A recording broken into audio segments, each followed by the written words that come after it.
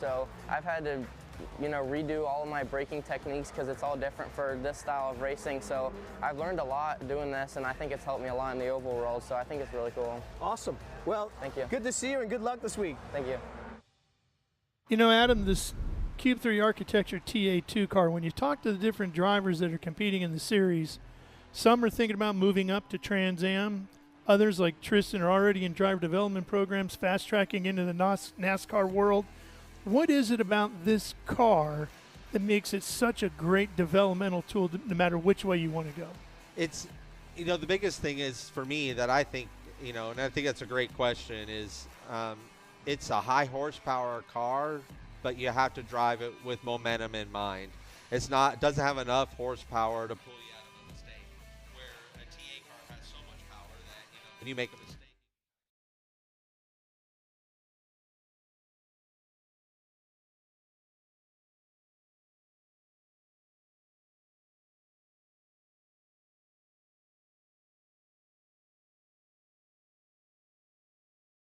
Because you have to keep that momentum rolling, and I think keeping it a pure race car without any traction control, anti-lock braking systems, no paddles shifting, still an H pattern.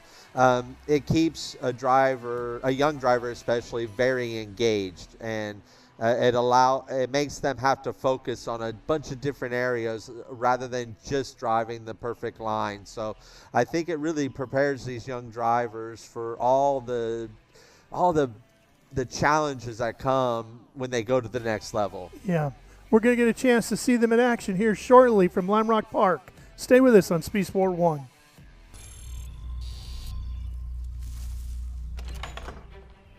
Yes. On. The WeatherTech's here.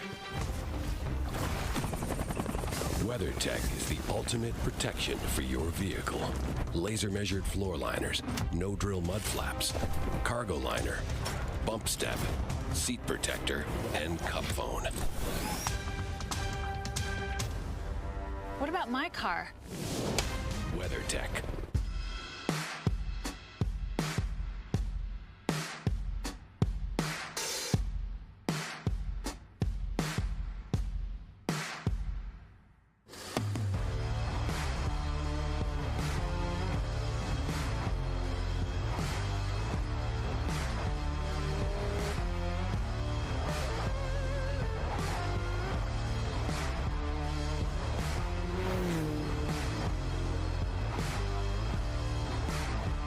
Hawk Performance packs 100 years of friction dynamics into every product.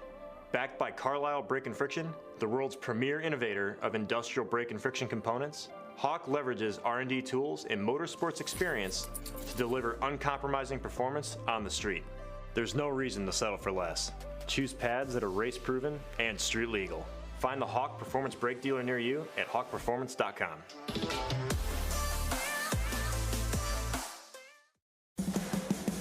What does it mean to be built with Summit? It means you're hitting the autocross, drag strip, road course, trail, dirt, or open road with confidence. Because built with Summit means you're using parts from the top names in performance. Priced to make your project affordable. And it's all backed by trusted tech expertise and blazing fast shipping. Summit Racing Equipment. Let's build it together. SummitRacing.com. There's a great look from our drone high above Lime Rock Park. See, we've got a good crowd on hand here this weekend, Adam. Yeah, it's always an awesome crowd here for the Memorial Day Classic, and there's not an empty parking spot. The camping isn't as full as usual because of the weather challenges that we noted early on in the broadcast, but the diehards are here, and they're having a great time celebrating this weekend. The heaviness that comes with the weekend of a Memorial Day weekend, and nobody here is taking it softly, and they're appreciating why we get this holiday.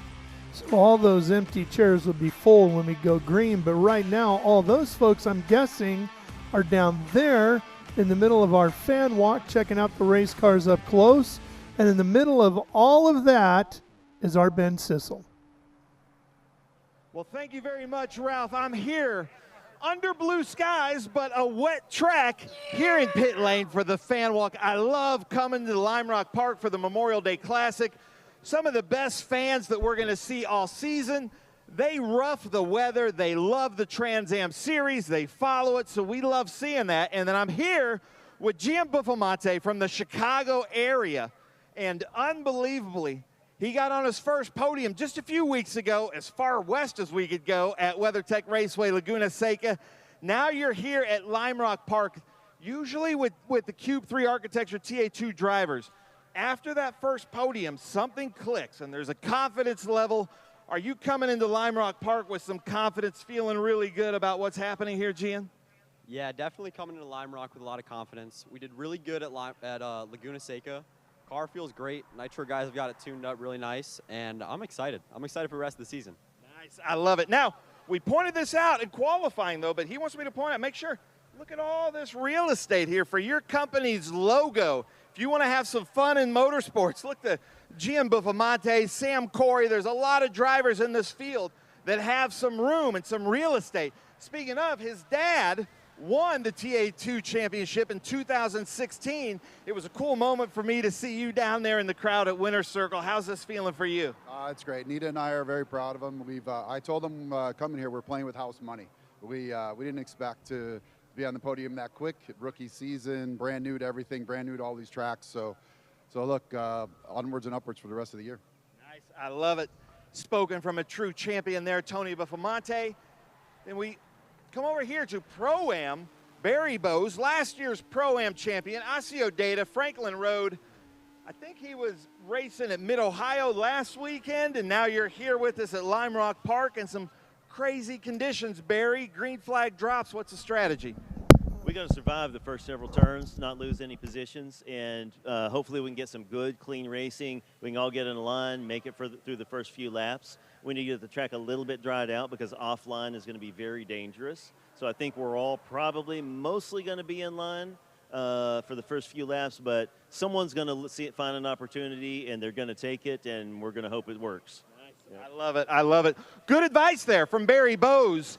As I make my way over to our Grand Marshal, Andy Lawley, who would probably like that advice, because Barry Bowes said, hey, guys, let's just stay in a line and keep this race going. Look at you. Are you having fun here at the Memorial Day Classic? Best time. Yes.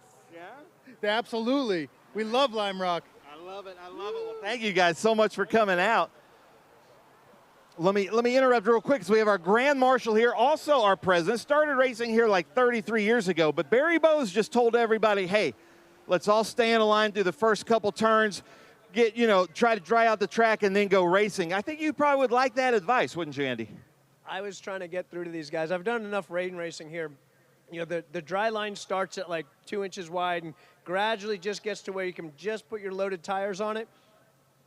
And it's right about that point that you get the confidence that you're going to make the pass and come off that line and realize that it's all ice. So trying to, for the guys that haven't been here before, trying to get it ingrained in their brains that maybe for the first 15 minutes or so, we stay smart and try to stay on the dry stuff as this track gets drier and that groove widens, and then we get a really good, solid TA2 battle for the last half of this race. I love it. See, good advice there, drivers, because we want to have a good race here, good show for some of the best fans in motorsports here at Lime Rock Park. Just really, really fun. And also, even when the weather isn't ideal, there's still a hill full of people. So we absolutely love coming here. And they've made a lot of improvements. Dickie Regal and his team have done a lot to Lime Rock Park since the last time we were here.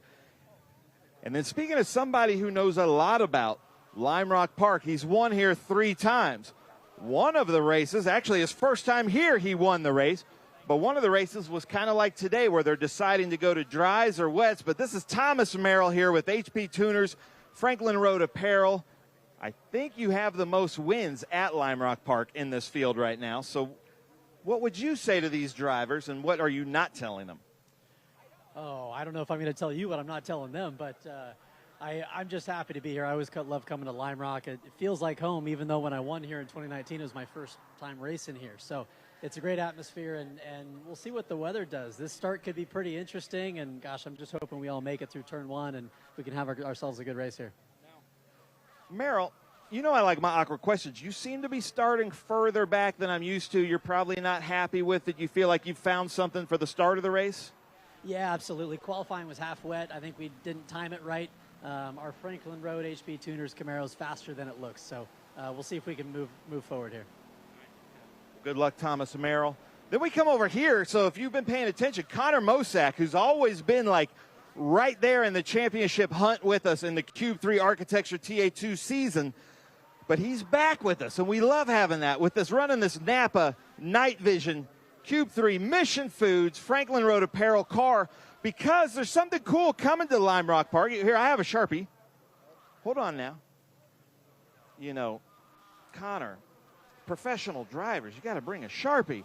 But he's going to be here running in the Craftsman Truck Series in just a few weeks, coming to Lime Rock Park. How cool is that going to be? So he's here to get some seat time, running with Team SLR again in the Napa Night Vision. You can keep signing, but you're here just for seat time, learn the new. I know you've run here with us before, but you're just kind of just trying to get used to it, to have a little bit of a competitive advantage when you're here in a few weeks. Is that what you're doing? Well, I'm here to win today, too. But I think we got our Napa Night Vision Camaro here is really fast. We just had some issues in qualifying that set us back, but I feel like we can drive forward in the race. We were able to do it last year. I think the last 3 races I ran here, I had to start in the back, so got some experience passing here, as tough as it is here. So, but yeah, like you said, the experience coming back for the truck race is going to be really valuable, and hopefully kind of keep that in mind throughout the race today, what the truck's going to like, what I'm going to want in that. But yeah, today just have fun and hopefully go run up front. I love it. So running the Napa Night Vision, the Friends of Jacqueline Foundation hat. So come over and check out Connor Mosak over here in this number 8 black Chevy Camaro.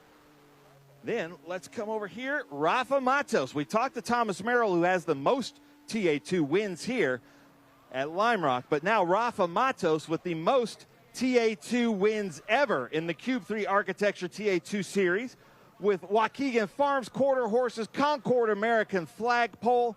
But Rafa, Thomas, I got to ask you, this seems further back than I'm used to seeing Rafa Matos start. Green flag drops, what's the strategy? It's all good. I think the car is really fast. We're quick as one of the sessions yesterday, and we made some, bad adjustments for qualifying. The weather kind of played a little bit of a game on us, but I think we have a fast Concord American Flagpole race car, and obviously we're defending the championship's lead here by 1 point only, but looking forward to have a smooth race, gain field positions at the start, and maybe challenge for the podium and hopefully a win. Awesome, I love it. Rafa Matos, look for him to go through most winning driver in the Cube 3 Architecture TA2 series. Come over here to Tristan McKee, who ran with us last year in the SpeedTour All-Star race with his partner Scott Speed, did really, really well. But now he's old enough to run in the Cube 3 Architecture TA2 series with Franklin Road, HendrickCars.com. Tristan, how's it feel to be at our shortest track of the season with only one left-hander? Yeah, it feels good. Hopefully the track can dry out a little bit. We have a lot of speed. I know that in the car. We've been fast all weekend, so hopefully we can gain some spots in the race and be up there on the front row. Nice. I love it. I love it. So look for Tristan McKee in this white and yellow and black, number 28. Beautiful car with Gain Bridge. All right, so we got to come talk to the guy that probably came from the furthest, all the way from Australia, and you're kind of getting up there, man. This is really good. This is a very difficult track, so how's it feeling to be at Lime Rock Park? No, it's really exciting. As you said, we're starting to get up there. So now we're starting top 8. Hopefully we can stay there for the rest of the race, but it's awesome. It's like a little go-kart track, So driven plenty of laps on the sim, and the jump, doing that jump for the first time was pretty cool. So, these conditions will be a little bit tricky starting on slicks on a semi-damp track, but yeah, hopefully we can get through turn 1 and run a safe, fast race. Nice. I love it. I love it. Well, Eden, good luck out there with the Sydney Property Care. It's awesome to have him here, but you can hear the McLaren and the Aston Martin are on track, and they're doing some laps trying to dry the track, so it's great to have that. Hopefully it'll get dry here in a little bit. Now, Boris said, Jr. racing this beautiful HendrickCars.com number 60 Toyota Camry. I know your dad has a ton of laps here in different conditions, but I was hearing you were having some visibility issues yesterday, but if worse comes to worse, you think you've got that figured out? Yeah, we put in some new defrost stuff. I mean, I don't think it's going to be a problem today as it's, pretty sunny out. But, yeah, I'm excited to race here. It's one of the tracks I like better, so should be good. Nice. And the jump here, how do you describe the jump that you guys go over lap after lap? I would say in qualifying it's more of an event. But in the race, it's not too much. You just, the nose gets light, and you have to be straight. Nice. Now, Boris said, you've been here many times. You know how great this fan base is here, and they follow the Trans Am series. What kind of advice are you giving to Boris Said Jr. before the race? Well, I mean, the two things I always tell him is stay on the road, try to get to the checker, but more importantly, just have fun and drive it like you stole it. I mean, that's the whole thing. And he's pretty aggressive. He had his best finish here last year, so hopefully he can get this HendrickCars.com in the top 5, and that'd be a great day. Nice. I love it. How about that? We've got some legends down here. Somebody's had a snow cone. Look at that. I love it. I love all the fans down here. It's so much fun to be at Lime Rock Park. Julian DaCosta doing really well with us recently in the Cube 3 Architecture TA2 series. About to start here. He also has a lot of real estate here available for sponsors. How's it feel to be at Lime Rock Park? First of all, I do want to say we do have a lot of real estate, so there's a lot of room there. But it feels great. I love this track. It's really fun. It's world-renowned. Everybody knows about this track, and I was really excited to come here. And we're here, and it's going well. I'm excited for this race. I think it should be fun. We figured some stuff out from qualifying. Should be pretty good. I'm excited. Nice. I love it. I love it. Jimmy, live on the scene, what kind of advice would you give to all the drivers in this field when the green flag drops? Because we need some good TA2 racing. So if I was smart, I'd say use your heads, bros. It's going to be a little slick for a couple laps, but I think we're going to be good after that. So just everybody, don't wreck on the first lap, and no fighting, please. I love it. Good advice from Jimmy live on the scene right there. Sam Corey, same thing. Look at all this real estate as he's signing autographs available for sponsors. But we love seeing this. Then we go Noah Harmon over here with the Street Side Classics. Teammates with Rafa Matos this weekend. And Noah keeps signing autographs. We love that. Don't want to impede on that. Ooh, a green Sharpie. I like that. Nice job. You having fun here this weekend? Yeah. Nice. Nice. So, Noah, I don't think you've been to Lime Rock Park before in a race. Have you been here before? No, this is my first time here in Lime Rock. It's been really fun so far. I've really enjoyed this racetrack, so just excited to get the race going. Nice. How about these fans? Coolest fans I think we're going to see all season. Yeah, this is awesome. Just this whole grid walk's been really cool. All these amazing people who came out to watch the race. The hill's been full all week, so even through the weather, I really appreciate everyone coming out to the race.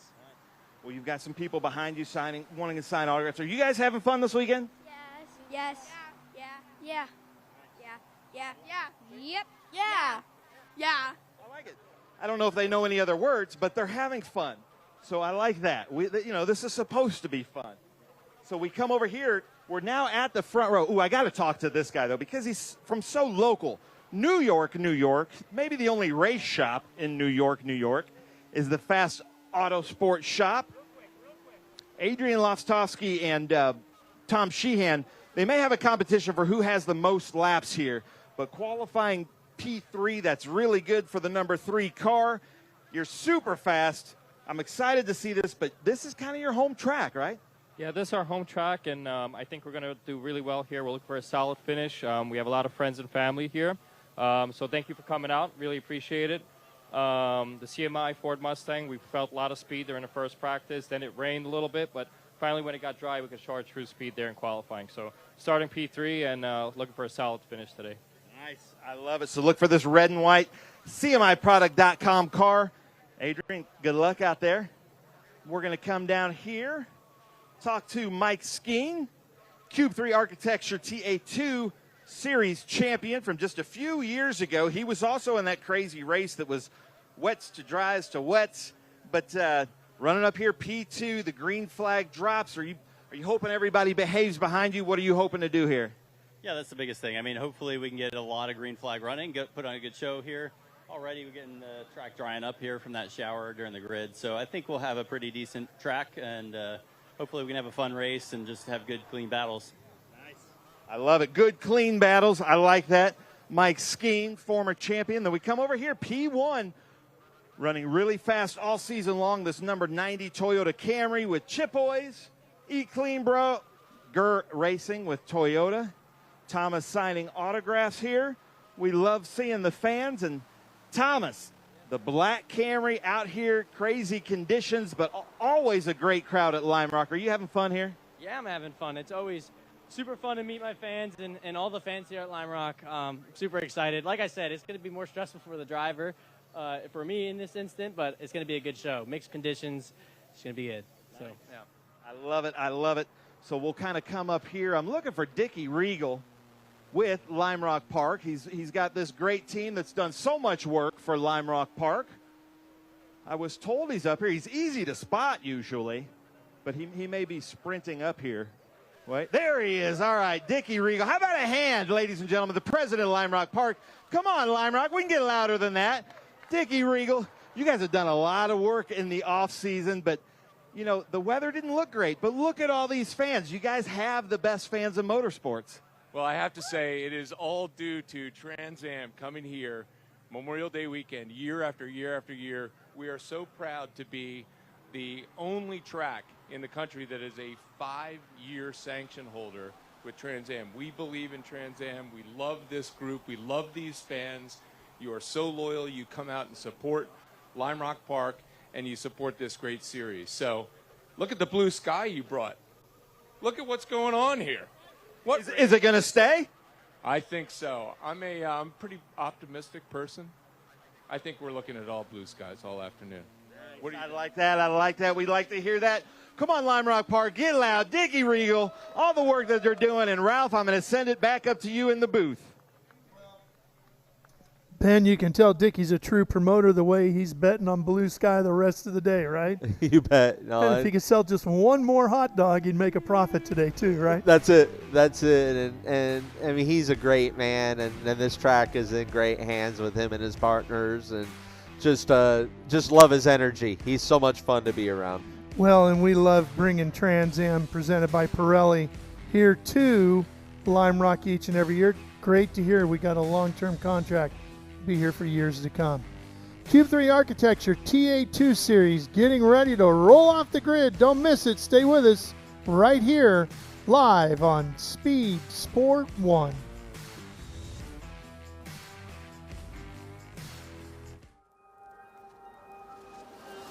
How good is this? Look at this view from Losowski. It brings all my fans, it brings the audience into the car with me. Speed turn 140-mile-an-hour entry speeds. The quickest and most efficient way for me to get information to my drivers is from using the V-Box HT2 system.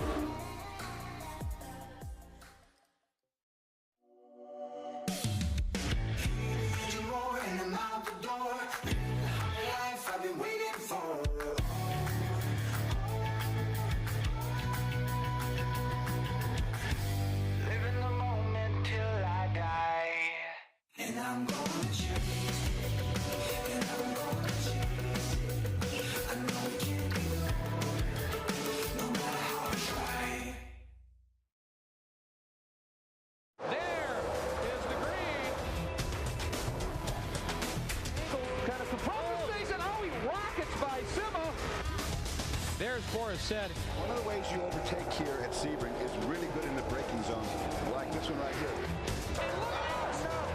Both go around. There's the green. We are back and at it.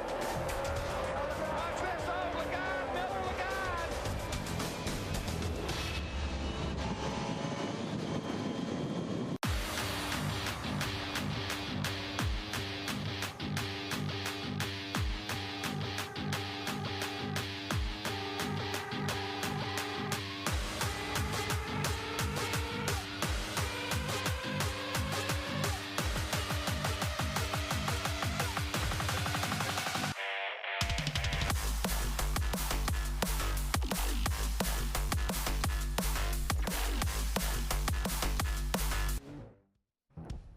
And we are back to Lime Rock Park, Connecticut. What a beautiful sight, as it has been wet and rainy and cold all weekend.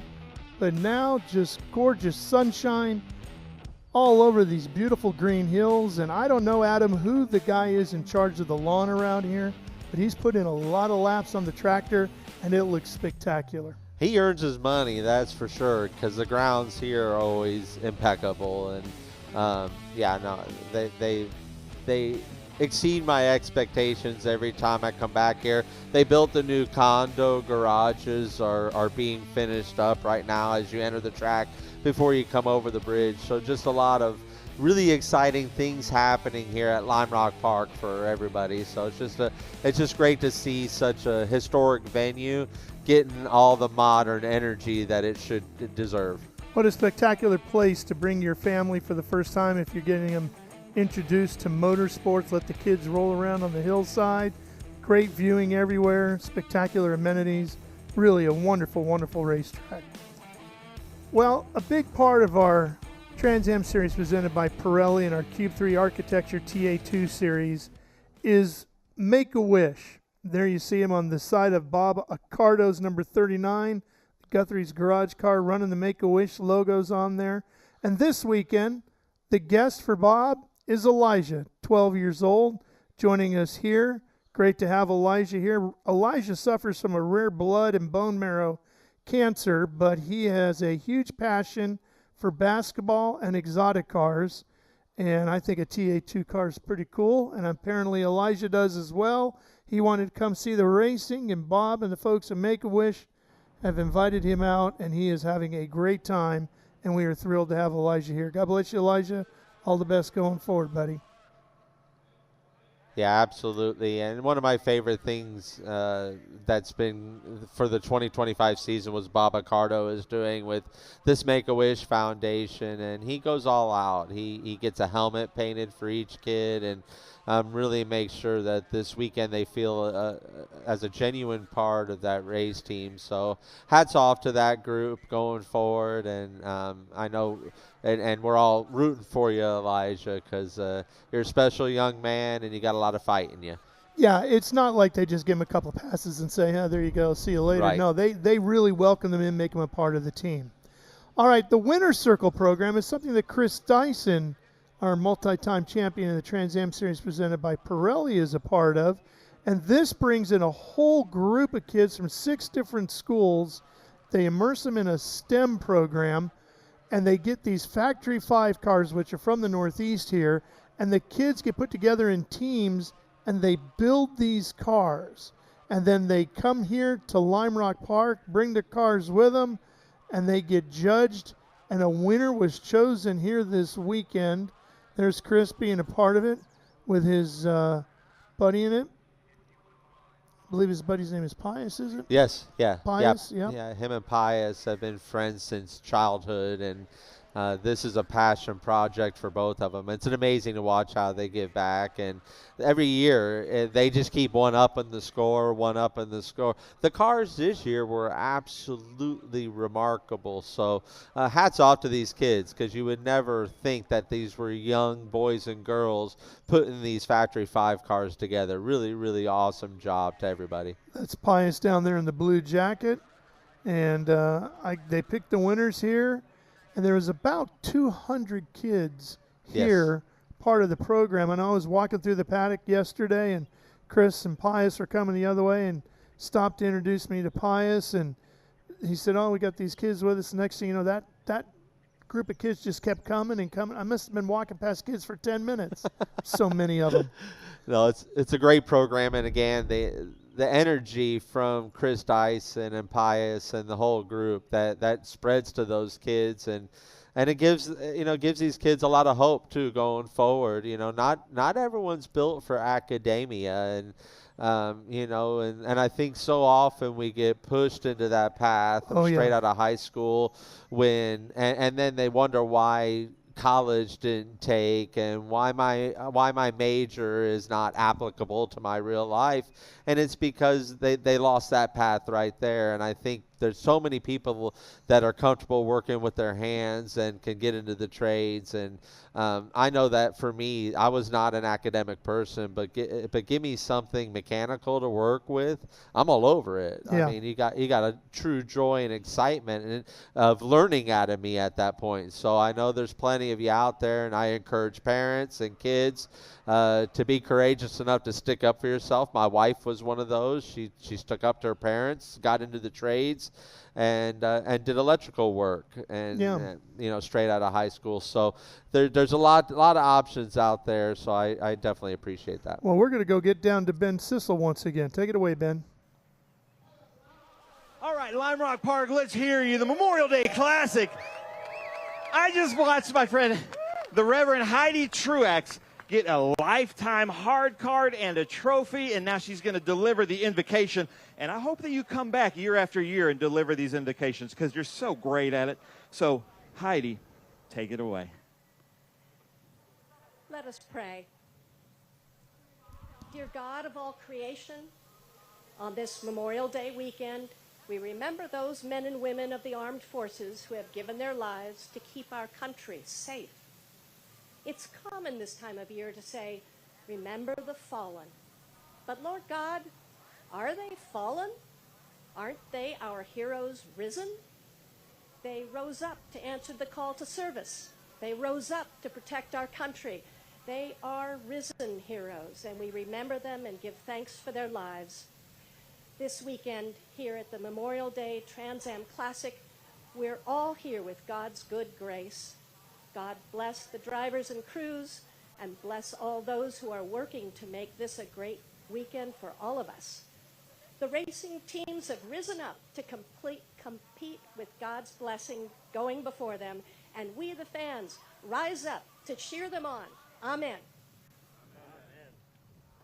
Wow. Yeah, come on now.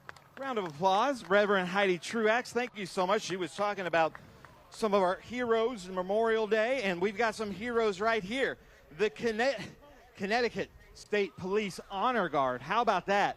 And then you are going to be blessed with the voice of Katie Weiser to deliver the national anthem. If you'll please remove your hat. Katie, take the mics and take it away from me. Thank you.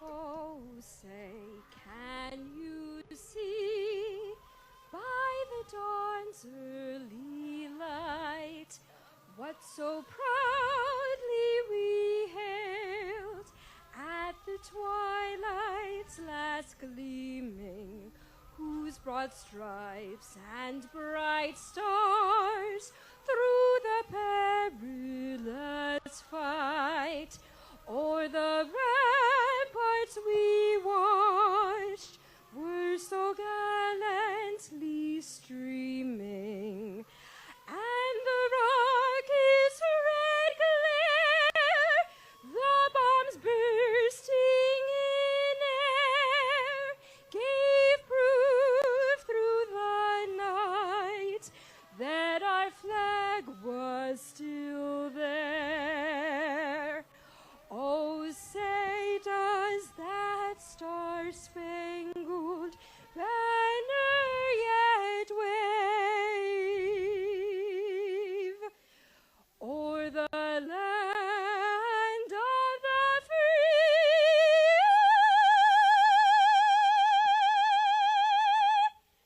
and the home of the brave?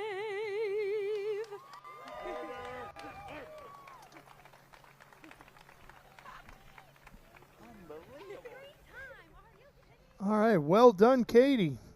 That was a nice job. Yeah, beautiful invocation by the Reverend Heidi Truax, and wow, Katie Weiser just blows us away with her rendition of the Star Spangled Banner. It just sends chills every time, but a weekend like this, it adds another layer of beauty and love for the U.S. Armed Forces and our heroes. Yep, the real heroes. Well, the folks will be exiting the grid now. The fans will be making their way up onto the hillsides, find their chairs, get ready for the racing. And we're going to have some racing here shortly. We had a chance to get our president of the Trans Am Series presented by Pirelli, Andy Lally, behind the wheel to give us a tour of this 1.5 mile circuit known as Lime Rock Park. Even just entering onto the track from pit lane at Lime Rock Park is tricky. You're entering directly parallel with the brake zone of the line coming into Big Bend. Very usable curbing in Big Bend, turn 1 and 2 here. You can really get about 2-3 feet up the curbing and run a pretty crazy looking arc. You know, looking down at Lime Rock Park, it looks like a constant radius corner, but when you're in the middle of it, definitely not. You're slipping and sliding over some very usable apex curbing, but trying to get the power to get a quick shot out to our left-hander here. Very unusual lines, different opinions of what's fast in this left-hander. I'm a dive it in super early, find the bottom, bring huge entry speed, try to float the middle a little bit, get a little bit of rotation, and then get my shot out so that I'm all the way on the left-hand side and I can try to get on really without even coming out of the gas all the way. I'm trying to come onto here flat. Most of the time in a TA or a TA2 car, there's just got to be a slight little trail throttle to kind of unlock a little bit of rear grip as we come on to Paul Newman Straight that we just passed.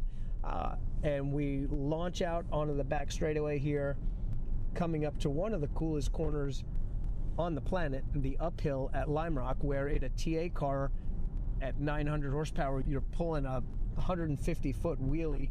Right before you crest this hill, you want to straighten those hands out and be able to have the weight equal from right to left so that you don't pull the car too much one way or the other as you crest that hill.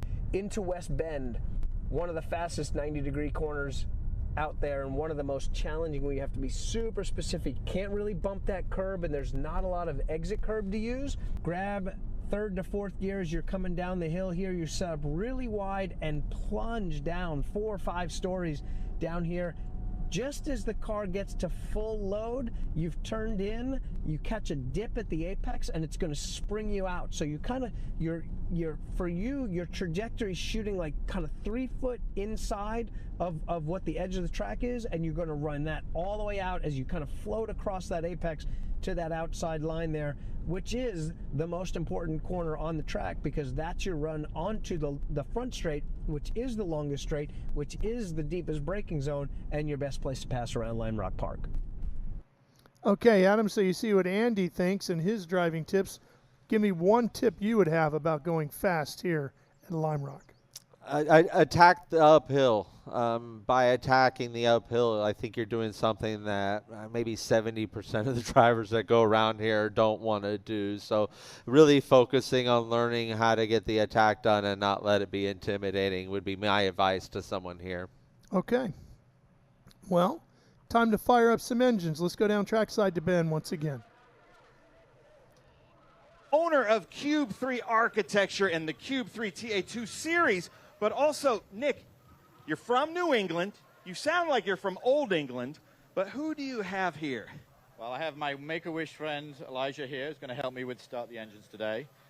He's a huge race fan. He got to go around in the pace car today, and I think over 130 miles an hour, which don't tell your mum about. So I think that was an awesome trip. So congratulations on that. But you've had a great day so far. I'm going to give the biggest command in racing in a minute. How you feeling, Elijah? Are you having fun here? I'm having the most fun I've ever had in my life, and I'm just so happy to be here today. I'm so grateful.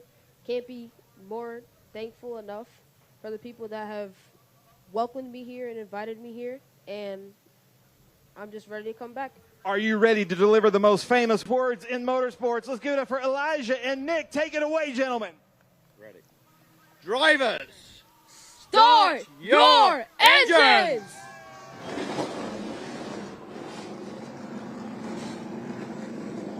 All right, Elijah, way to go. That was outstanding. 130 miles an hour in the pace cars, not nothing to slouch at. No. So got a heck of a good ride. Fantastic. Well, the engines have come to life with our Cube 3 Architecture TA2 series. When we come back from this quick break, we'll be ready to go racing here at Lime Rock Park. It's all part of the Memorial Weekend Classic. Stay with us on Speed Sport 1.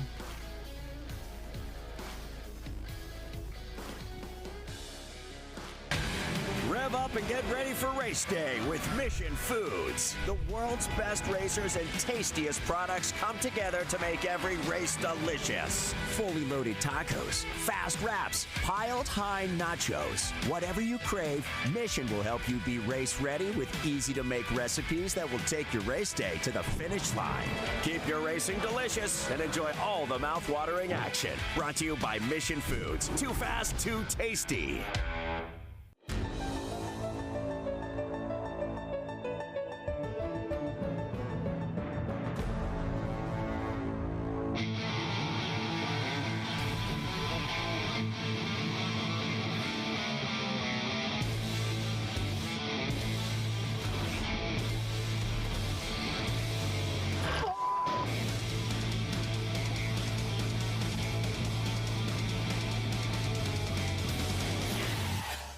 Okay, so pretend this is your race car. It's on the trailer, and you have an accident. Ouch! At least your truck's insurance will pay for another one? Yeah, not so fast. Standard insurance won't replace your race car, whether it's in the trailer, in the paddock, in the garage, or the repair shop. But at Hagerty, we can protect it for what it's really worth anytime it's off the track. No matter what or where you race, offer less than a set of race tires. Hagerty, let's drive together. What does it mean to be built with Summit? It means you're hitting the autocross, drag strip, road course, trail, dirt, or open road with confidence. Because built with Summit means you're using parts from the top names in performance. Priced to make your project affordable. And it's all backed by trusted tech expertise and blazing fast shipping. Summit Racing Equipment. Let's build it together. SummitRacing.com.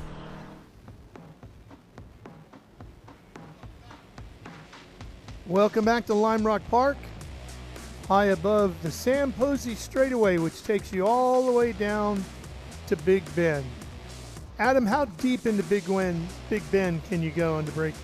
Yeah, I mean, you brake pretty late in these cars, right around the 3.5 to 400 meter mark there, or foot mark, is about where you're at, because you trail on the brakes into this, inside curbing. As Andy was saying, it's a friendly curve to get up on and to use that part of the racetrack, which only allows you more racetrack on the exit to really nail get a good target for the apex of the end of Big Bend and be able to shoot off to Summit Racing 3 and 4. Well, this is round.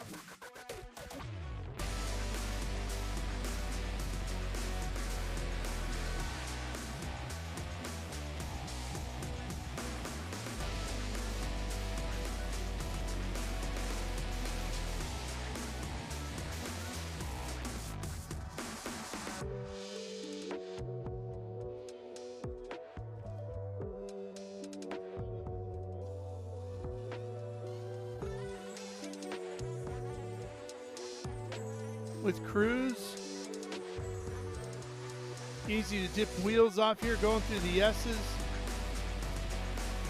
And this battle here just continued all day with Gonzalez and Annunziata. Checkered flag at the end. Thomas Annunziata was 2 for 2. Then after a bit of a break, it was heading out west to Sonoma, and then on to Laguna and here. And we're set to go green. We're racing at Lime Rock towards Big Bend. Yeah, good start there by Annunziata. Mike Skeen going to hang it up on the outside, try and have the line getting into Summit Racing 3 and 4, but tucks in behind. Smart move. Adrian Vlastowski clicks in there in third, and Rafa Matos fighting there for the fourth position. Now, do you have to be single file when you hit the uphill, or can you do it side by side? You could definitely do it side by side. Well, we're about to see that right here. Yeah, you're about to watch DaCosta and you now can see everything's Vostovsky cold. got pretty loose coming up over the uphill. Everything's cold. Tires don't have a lot of temperature. Air pressure's not where they're supposed to be. So it's going to be a little squiggly up there on the uphill. Down here as well, getting onto the Samposi straight. I tell you, this looks real good right away. They're single file. One off in the dirt. Is that Merrill? I believe bouncing that might their way be, through. Is that Prochuk? I believe that might be Merrill. I think Merrill? that was Thomas Merrill. Yeah, where that was up in the. Yep, that's Thomas. Well, that's gonna put a damper on their day at My Cope Racing, and I know that's not the way Thomas wanted his day here at Lime Rock Park to start. Yeah, they'd had some challenges this weekend. Let's see, the 28 machine rolling along. Tristan McKee. Got a little bit of dirt on the front from the off-course excursion of the 26 car of Thomas Merrill. Yeah, they're nice and squiggly coming up the uphill here. Yeah, he's got a lot of damage. That's going to be tough to drive. And this place is tough to pass, too. As you can see, you could be 3 seconds a lap faster than the car in front of you. There's not just a lot of opportunity until you get to turn 1 here, Cube 3, Big Bend. That's when you really, like Zandy said, have a hard braking zone and you can dive bomb in on somebody. But everywhere else is pretty high flow, so it's hard to get that run, that real positive run without taking too much risk. Through the left-hander and the right-hander. Yeah, down Paul Newman straight away. This was no name straight for the longest time, and only fitting that Paul Newman, of all people, should have that straightaway named after Just him. had to have the right name, right? That's exactly right. Good look back towards the uphill. You can see some of the cars cutting that front end loose, light, and up into the air. Those drivers having to dance with it as they come over the crest. Is there a spot as you're heading towards the uphill that you're aiming for? Because you can't see the other side of it. It's blind. Do you aim for a particular tree or a Yeah, I mean, pole? it's honestly, you as crazy as it sounds, Ralph, you aim for the wall. And, yeah, you aim for the wall, and the compression catches you right at the right time. And then you just have to time what you're doing with the throttle, because you can't stay late on the throttle. You'll just buzz the rear tires and cause yourself a heck of a headache. And then you have to make sure that your foot, with all the power that TA car has, and even these Cube 3 architecture TA2 cars, that your foot's not next to the gas pedal that gives it the rap at the wrong time when you land. So it's definitely an added trick to this course, and gives this course so much character between the uphill and the downhill. Two very high commitment, high consequence turns if you get them wrong. And we got a shot for the lead right there. Mike Skeen is looking very racy at the front of this field. He's shown a lot of speed all weekend long, so it doesn't surprise me that he's given Thomas Annunziata all he can handle right now. So we're going to take a whole lap here with Adrian Vostovsky as we come through the left-hander and the right-hander. Now headed up over the Paul Newman straight towards that uphill. Might lose coverage right over there in connection because Yeah. they're so buried in the valley, so that might have been why we lost the in-car. And when you come up the uphill, when it launches, it feels a lot like an airplane taking off, you know, where the front just kind of lifts, and then you abort the takeoff and bring it right back down. It's a good look at coming down the downhill, the commitment it takes. The bump that Andy was talking about that throws you over about a car width, it's very pronounced in this in-car shot that we have with Adrian Vostowski. All his sponsors are here this weekend. He was 5th in qualifying this morning, and he comes in, they bleed the tires down, and he goes out for another lap, and the crew was begging him not to, and he goes, I have to, because he bet his sponsor $500 that he would qualify in the top 3. So he put the pressure on himself, stuck that thing in the top 3, gave his race team an extra $500 to go racing. So hats off to Adrian, always doing fun stuff like that in this paddock. That's cool. Good story. Vostovsky right now sitting in 3rd, still behind Annunziata and Skeen. Yeah, DaCosta and Harmon, your top 5. Yeah, and Julian DaCosta's got himself a great start here. And I don't know what happened to Rafa Matos, if that was part of the 26 car and when all that happened, because I know they were close and around each other. So Until I got a better look at that, I wouldn't know exactly what happened. But Annunziata and Skeen and Wasowski are definitely showing the class of the field. Their lap times are strong. This is going to be a very good race here. Here they come over the uphill. Yeah, it seems to catch Thomas out here more than anyone else. He gets a little bit more squiggles, which tells me that he's maybe a little bit more aggressive on the throttle when it's light on the rear. So over the course of 100 miles, you really have to watch that so you don't burn the rear tires up. That'll be the race distance here today, 100 miles on the 1.5-mile circuit known as Lime Rock Park.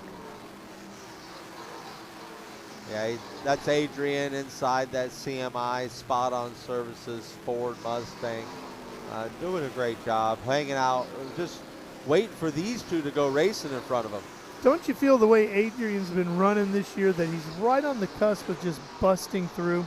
He is, and like I said, when I speak to Adrian Blastowski's momentum, it's not about 2025 momentum. This has been building for a few seasons. And he's one of the cleanest racers I've ever raced against there. We've had so many side-by-side battles. Two that point out to me are Nashville at the street course, where you just don't run side-by-side and big full-body cars around that narrow street course, and we did. And we never traded paint once. And then last year at COTA, we went side-by-side through turn 5 of the S's, so, and never touched each other. Great respect, great racing, so. Happy to see his success. It's definitely well earned. As you watch him in the development of Adrian, what's the one thing you think that he's needed to work on and maybe he's smoothed out now? I honestly, he needs to just be a little bit more aggressive, especially on restarts. Restarts have seemed to be his kryptonite. He seems to lose more than gain. And that's really, as a driver, where you should be licking your chops, that this is the point that you want to attack, because it's your best opportunity for attack. So I've talked to him a lot about that, but that's really the biggest chink in his armor. Other than that, he's very on track, very on course, very focused, and runs very good, consistent laps. And this is arguably one of his home tracks, so this is a place he's very comfortable with, and has run here since he ever turned to Q3 Architecture TA2 car. I believe we're looking at Barry Bowes there, and Barry Bowes might be our PA, our Pro-Am. Yes, he is. He's our Pro-Am leader right now, with Jared Audrek running in P2 and Keith Protruck running P3 in that Pro-Am. The race within a race, if you will. So great shot at Barry Bowes. Looking at Will Robinson, hanging the back end of that 51 car out just in front of him, and that's a battle for 13th position. Yep. Bowes, as you said, leader in his class. Robinson running 13th overall. They had the uphill. Yeah, a little contact getting into Big Ben here is a fight for the lead. Look at this. Nunziata on the inside. Skeen giving chase in the orange, white, and blue 2. So yeah, I mean, you got to be careful doing that this early for many reasons. Obviously, you don't want to change any of your aero, but this is a long fight, and you don't want to start throwing the gloves off just yet. I mean, if Mike is faster at this point, learn from him. See what he's got, see what he can show you, and but who knows? I don't know if Thomas had a mistake on the downhill that brought Mike right to him, but it seems like he's been able to open up the gap since he protected his position at the front here. Let's get a relook at this. Yeah, here they come down the San Posi straightaway. You see Nunziata moved over to protect the inside, and Skeen just kept coming, didn't he? He closed up in a hurry.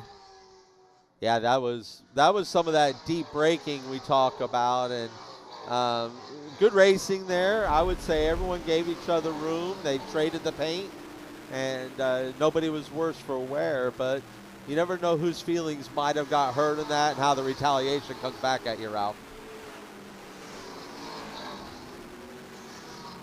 Thing is, you really have to wait a whole lap to retaliate, because about the only place you can do it here is back at Big Ben under braking. Exactly. Unless you make a real mess of the uphill, you can get a run on somebody into West Bend.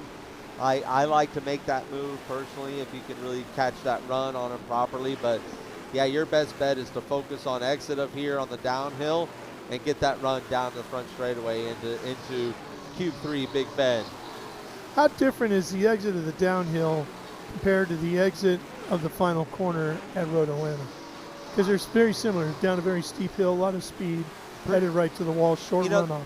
They are very similar. They have very similar feel and how the car compresses. I would say you have a little bit more room on the exit here at Lime Rock if things go wrong, but the same consequences are at both places. If you have a bunch of wheel turned in, you drop on the exit. Like we these got two. The 27 of Bose Robinson and the 51 of Will Robinson and into Bose. each other. Bose again, in the 27 was leading in category in Pro-Am. Oh, look at the damage to Robinson's car. Right front pretty much tore up. Hence the smoke. Yeah, that's not going to be good. That's very similar to what Merrill had as far as front damage. So not good luck for the Cope Racing team right now. And you know, spoke with Mike Cope before this race, and it almost like he had a little prophecy of how this was going to feel. It looks like Caleb contact Bacon from behind. Yeah, the 18 got him loosened up and got him into Bose, and the 18. It's Caleb Bacon. Looks like he got a little bit too aggressive and got into these two. These two were just innocent victims of what had happened there. So I hate it for both their races because it definitely put a twist in it, but that's going to put Jared Aldrich probably into the lead for the Pro-Am, and that should put Keith Prochuk, into P2 for Pro-Am. And then round out the podium for Pro-Am is Cale Phillips in the 99 car for Mincy's Graphics. So hopefully this all settles down and they could get back to racing. Barry didn't really seem to have any damage and has shown a lot of speed this weekend, so his race could be just fine if he just keeps his head down and keeps focused forward. You know, this is the driest racetrack these guys have had in a long time, since Road Atlanta, really. That's right. I mean, so they're feeling a little racy, I would think.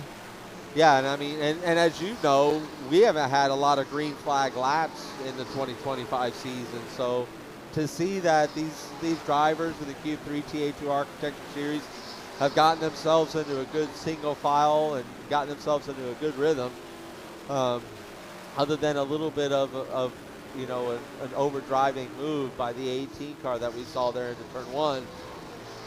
This has been a very good, clean race, and I think this is what the management of Trans Am has been looking for out of these Q3 Architecture TA2 drivers all season long.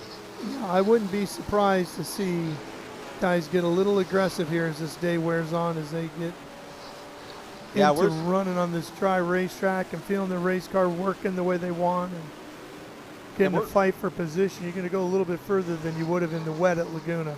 And we click off laps quick here. We're already 15 laps into this 68-lap race. So I mean, yeah, I think we're seeing some patience here for once. Looks like Barry's getting back up underneath the 99, trying for that last podium spot. That's Phillips. TA2 Pro-Am, yeah, Phillips. Phillips in the 99.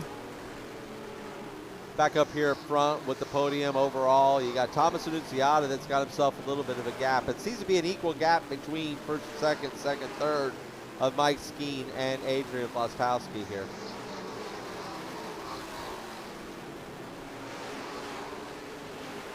Well, this is where we'll see that veteran experience here in Lime Rock come to the front for Skeen. And Skeen's here for the long game, I can guarantee you. He's comfortable running this pace right here. He's not burning anything up. That's why I'm pretty sure there had to have been something opportunistic that had to happen for him with Annunziata when he had that run down the San Posey straight into Q3 Big Bend. I'm thinking that there was something that happened here on the downhill. I know last year I dropped an outside wheel, the left rear on the downhill, and I gave the lead away. Will Robinson's finally called no joy and pulled off the exit route there for Q3 Big Bend. And Guthrie's Garage, well represented in P2 in the number 2 car by Mike Skeen. But back to my point with him, he's a very savvy racer, Mike is, and you just got to give him a sniff with about 10 miles left of this race, and it's gonna be game on.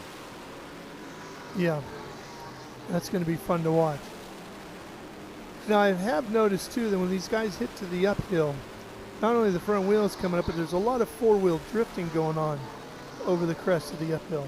Yeah, you're still making the turn as you hit the uphill. That's why it's so important to really be off throttle and to let the thing settle down, and then get really aggressive with the throttle to maximize the speed that you could get here into West Bend. I'm really interested in Rafa Matos too. The points leader is back there in 10th. Robinson's car would be potentially an impact zone. Yeah, this is going to be giving us a full course yellow possibly, because I don't think that's a very favorable spot for him to be in. And that's a good race here between Mosak and Forrest Said Jr. A little shout out to Evan Slater, who got in this 8 car, shook it down, made sure that there was a great race car for Mosak to drive. That's Rafa Matos. I was going to say, that's Matos, isn't it? Right there with some sort of a mechanical that's got him dead in the water. Broken axle or something is the only thing I can assume. And we got a full course caution as Mosak gets around. Not sure. I think he's going to give that spot right back because he's going to give it back out here. But interesting there that Rafa is dead in the water. Silver Hair Racing entry. Then there's Will Robinson taking his crippled. He's got a right front down. I think it finally rubbed a hole up in that right front. So it looked like he had a right front down. So he's going to lift that thing home. And then Rafa, obviously, has no power. Either he's lost all drive, or I don't think an engine blew on on that thing. These things are so reliable when it comes to the powertrain. I'd be very shocked about that. So it'll be interesting to hear. I'm sure we'll get a report along one of our message services here on exactly what happened to Rafa. And Robinson will be limping his way to pit lane, the exit of the downhill. And that's a new pit lane entrance here, getting ready for the NASCAR event coming. The trucks that are coming, which Thomas Annunziata is going to be driving a top liner truck. There you go. Yeah, they extended it some 300 feet. Get ready for that. Changed all the Armco around here. They've done a lot of work. And we're going to take a little break here, step aside, do some work of our own, and we'll be right back with more when they're ready to go green. In racing, every second counts. Communication isn't just important, it's everything. Established in 1996 in Daytona Beach, Florida, SpeedCom Communications was born from a passion for racing and a vision to revolutionize motorsports communication. Trusted by competitors across the world.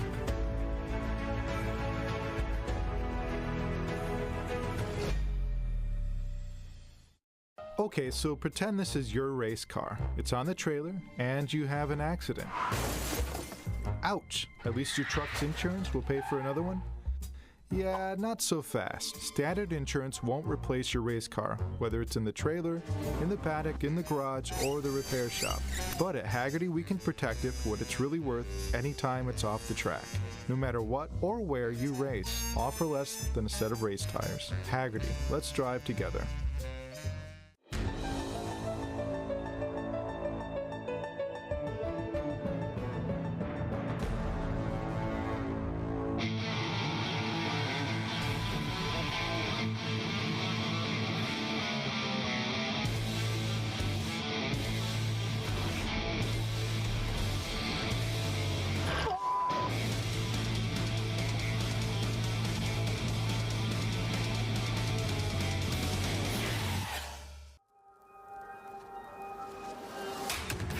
is this? Look at this view from Lostowski. It brings all my fans, it brings the audience into the car with me. Speed turn 140-mile-an-hour entry speeds.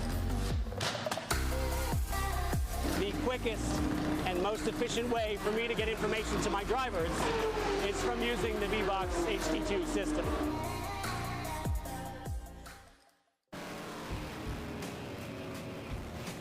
Cube 3 Architecture TA2 series in action here, live on SpeedTour 1 from Lime Rock Park, Connecticut. You see Rafa Matos' machine getting ready to get pulled back around to the pit area. And the McLaren pace car is out in front of the field as Thomas Annunziata has led every lap. Mike Skeen right on his tail, and Adrian Vostovsky holding down third. Those three have stayed the same ever since we went green originally. Yeah, and I tell you, a little bit of added deal here is with Annunziata leading, he finishes this thing. He finishes this thing anywhere on the podium. I mean, he leaves here with the point lead with Rafa Matos' problems here. So it does a heck of a mix-up in points. Tristan McKee, he's got to keep a good, smart race underneath him, and he could leave here even second in points. So some really interesting championship outlooks that are unfolding here, too, by having the 57 Chevy Camaro from Silverhair out of this race now. It looks like Tristan's running back in, what, 9th? Tristan is actually, 9th. Yeah, P9, yeah. Right there in the yellow and black car? Yes, sir. And then Noah Harmon is in P5 right now. He's the one flying the flag for Silverhair. The lights out on the McLaren pace car. We know what that means. It's go time. We'll see how this restart happens. Mike Skeen's very savvy, and Annunziata. We'll see what kind of tricks he's got up his sleeve for this restart. See what Skeen can pull off here in Thomas. Coming down onto the Sam Posey straight. Skeen right behind Annunziata. So close you can almost not see him back there. That's the whole idea. And the leader starts this race. Once he wiggles, the green flag comes out. Down into West Bend, and it's really Adrian who's getting all the pressure. One car, the 8 car off here. That's Mosak. Yeah, Connor just had a mess down there in turn 1. I don't know if he had any help, but he just seemed to get offline and into that grass, and I'm sure that grass is awful wet, and he just couldn't get it to come back around. Yeah, you'd have no chance if you hit that grass out there. You're gonna be sucked into something because there's just gonna be no grip. It's so wet. I'm just not sure if where he's at we're gonna be able to stay green or not. We'll keep an eye on it. Hats off to the crew here. They got Rafa cleaned up and off track, and we're back to racing here real quick. You know, there's 46 laps left to go. Looks like Rafa's hitting back out on track, so yeah, whatever they had as an issue got it sorted and got him back out there in the mix to get as many points as you can. You never know where this is going to go. It looks like everything's cleared out of Big Bend there, out of Rafa letting everybody go by. Oh, problems now for the 16. Jim Gallagher there. Yeah. Little off-course excursion. I think he's had a kind of a rough weekend. I saw one of the sessions with him ended up in the tire wall over there at West Bend. So, you know, this just adding a little bit of insult to injury, if you will, to that 16 group. Meanwhile, the front 4 just keep charging. Annunziata, Skeen, Vostovsky, and DaCosta with Harmon rounding out the top 5. Yeah, this is a great battle. Again, it looks like... Borisset Jr. Big damage to the number 60 HendrickCars.com machine as he went bounding through offline, and lots of stuff scraping on the bottom, showering sparks behind him. Caution is out now as they still have to deal with the 16 at Gallagher, the same spot, and Boris Jr. going to try to limp it around. Yeah, that just shows how critical it is not to drop the wheels off the downhill. You just, I will say that's where you're back to your original with Road Atlanta. That's where Road Atlanta's a little bit more forgiving. Is if you drop a wheel, it's not going to rip the front end of the car off like that. And if I'm not mistaken, I saw Rafa Matos' car sitting off to the right again. Yeah. So whatever they thought they fixed apparently was just a temporary. Sounds to me like a loose wire or something that just keeps on cutting that in and out intermittent. And you know, he got back to the pits. They probably looked at plug wires, shook a few things, and then he fired it up and it fired back up. You get back out there in the environment, and you know, we had a similar thing in the TA car from ignition issues from Sebring, followed us to Road Atlanta, and it can be very frustrating, but it'll only happen at a certain time. You know, you run the thing on a dyno and it wouldn't do anything. You get out there in the environment and the racing environment that's very violent, and then all of a sudden we'd have the issue. So, so curious to see what happens here. So here's Sed getting off course, and you can see the hits he took going through there. That's actually Merrill that's earlier in the Merrill. race. That's earlier. You know, he didn't get airborne. It tried to take, and this is the Caleb Bacon getting in there a little bit too deep to the 27 and the 51 of Will Robinson and Barry Bowes. That was a restart, and then on the next that's downhill. C8 going off. Yeah. Yeah, you can see he just got off on that grass, and there's no hope then. Yeah. And then a little bit the 37 went around as well. We didn't see about that action. before. 98 of Doug Winston over there as well. See if he's got his QR code. Yep, you can scan that guy. Well, you can't scan that one because it's all beat up, but I got Pro Chuck in here for a tire change. Is it raining out there? It is raining out there. Yep, we have rain. Sure is. And they're going to go for wets. This could be a real smart move. And again, this depends on what's going on in the radar, trusting your team to be looking at that radar. And then as rough as a race as Mike Cope Racing has had, I'm excited about this change and see what happens. Ben, what's going on in pit lane?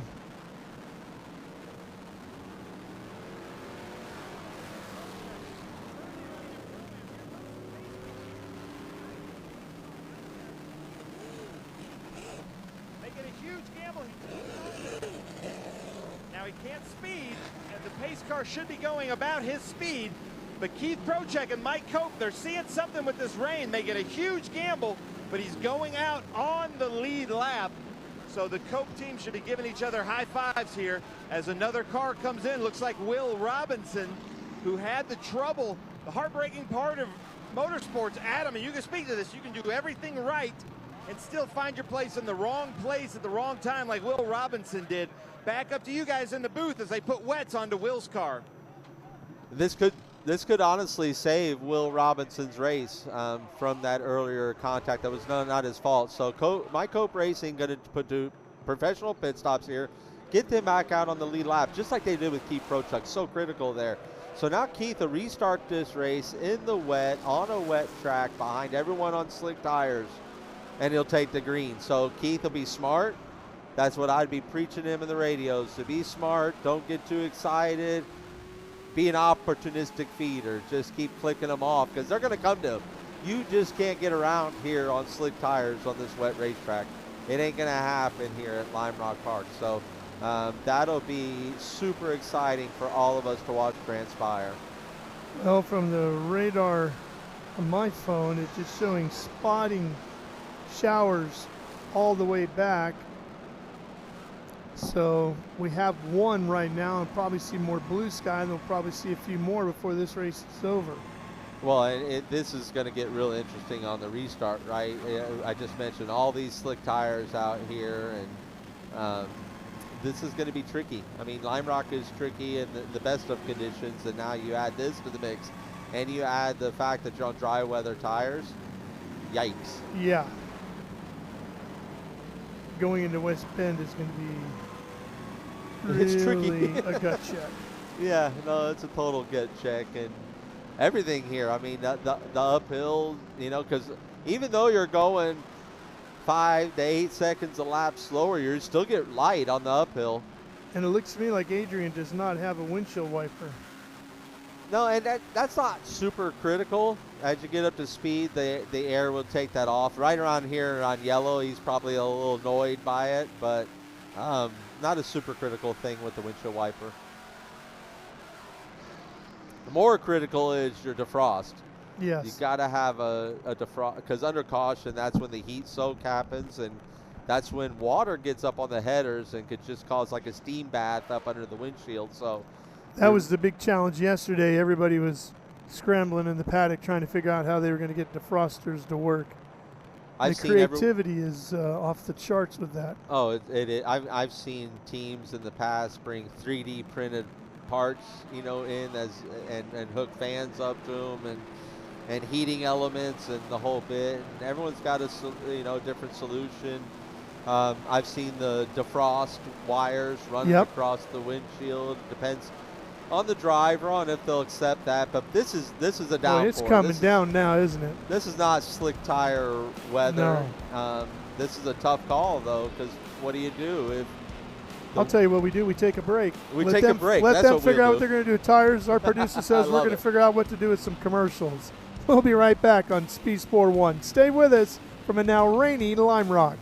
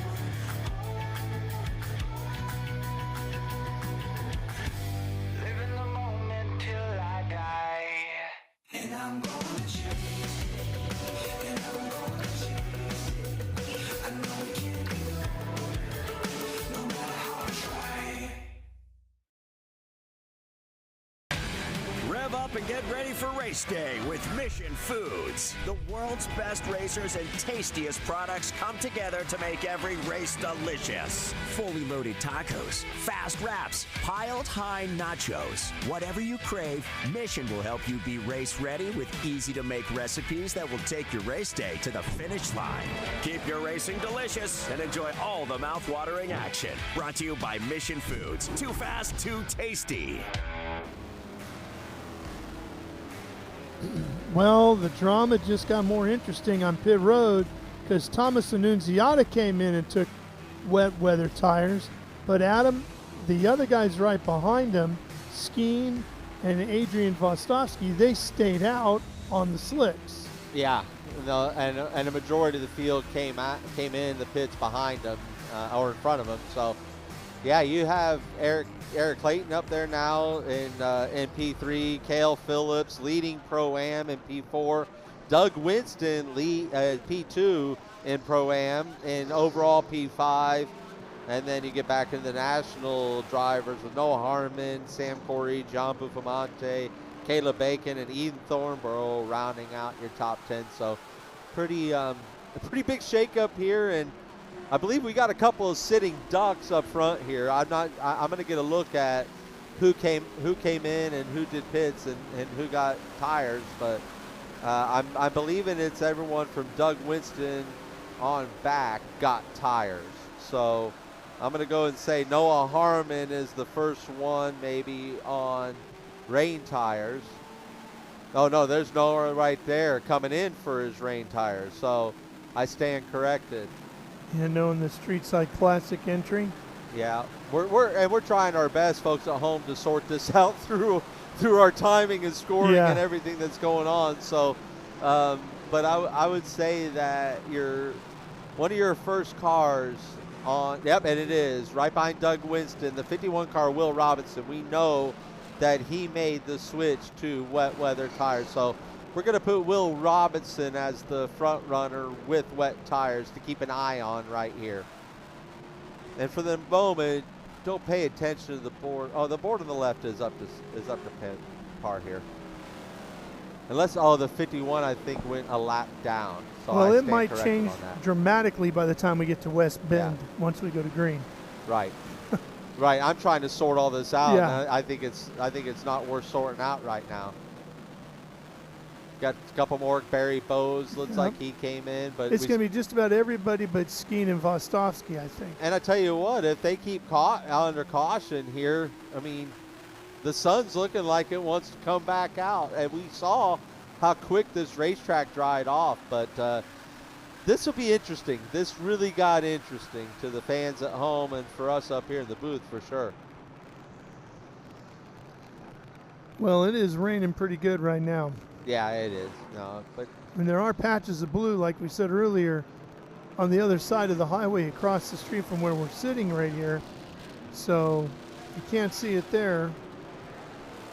But further over to the left, there's some blue sky out there. all right, so starting with Noah Harmon is when they're a lap down according to our timing and scoring here. So at 11, only 10 cars on the lead lap. And I'm going to go ahead and tell you Thomas Annunziata, Tristan McKee, one of those two might be the front runner on wet tires. So keep your eye out on that. And now Pushing DeCosta off here, get him going. And also now, anytime you're at a pit stop, 5 lug nuts, hoping they all got torqued properly and all of them got put on too, because that's another element of this that happens when you're in the rush. So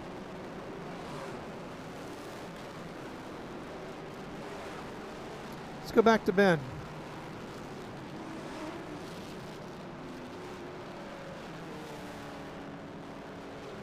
So yeah, dead in the water. Julian was just dead in the water at the exit of pit road there. So not too sure what happened or what stalled him. Fired it right back Yeah, up. sounds like it started he's giving it now. another shot. Oh, might be clutch. Right. But anyway, not getting that 30 car restarted looks like anytime soon. But wow, what a shakeup out there! And I mean, for a couple of drivers, this is the closest they've ever been to a pace car, you know, under any conditions. So you got Eric Caton and Doug Winston, your Pro-Am guys that are up front there. Actually, Eric is a national guy. So both up front, so it's exciting for them. Again, be smart, and when this race gets restarted, that's going to be the key on them slick tires. But look at the open sky there, Ralph. Like Yeah. this is really tough stuff to call. There's that blue sky we were talking about. It is out there, but then we see more spottiness coming our way on the radar. So you just don't know, is it going to get here before it gets too dry? And maybe those wet weather tires will continue to be the right call. Right. Because we've got 45 minutes roughly left in this one. Yeah, and it's not like MotoGP where they can just come jump on a different bike, No. you know, and go out flag to flag. This is you coming in, you're relying on that team to get 4 tires changed quickly. And this is a fast lap around this place. Even under caution, it's a 2-minute lap. So, and these are not NASCAR equipped teams as far as pit stops go. This is sprint racing. This is 100-mile racing. Lights are off on the pace car. This is going to get fun, Ralph Shaheen. Keep your eyes on West Bend at the far end of the San Posey Straight. Down there at our Cube 3 Architecture Big Bend area. McLaren pace car headed to pit lane. Here comes Mike Skeen with Adrian Vostovsky and Caton and Winston and Corey all behind him. And they're going green with no rain falling and sunshine coming onto the racetrack. Can they get through the first few corners to take advantage of it?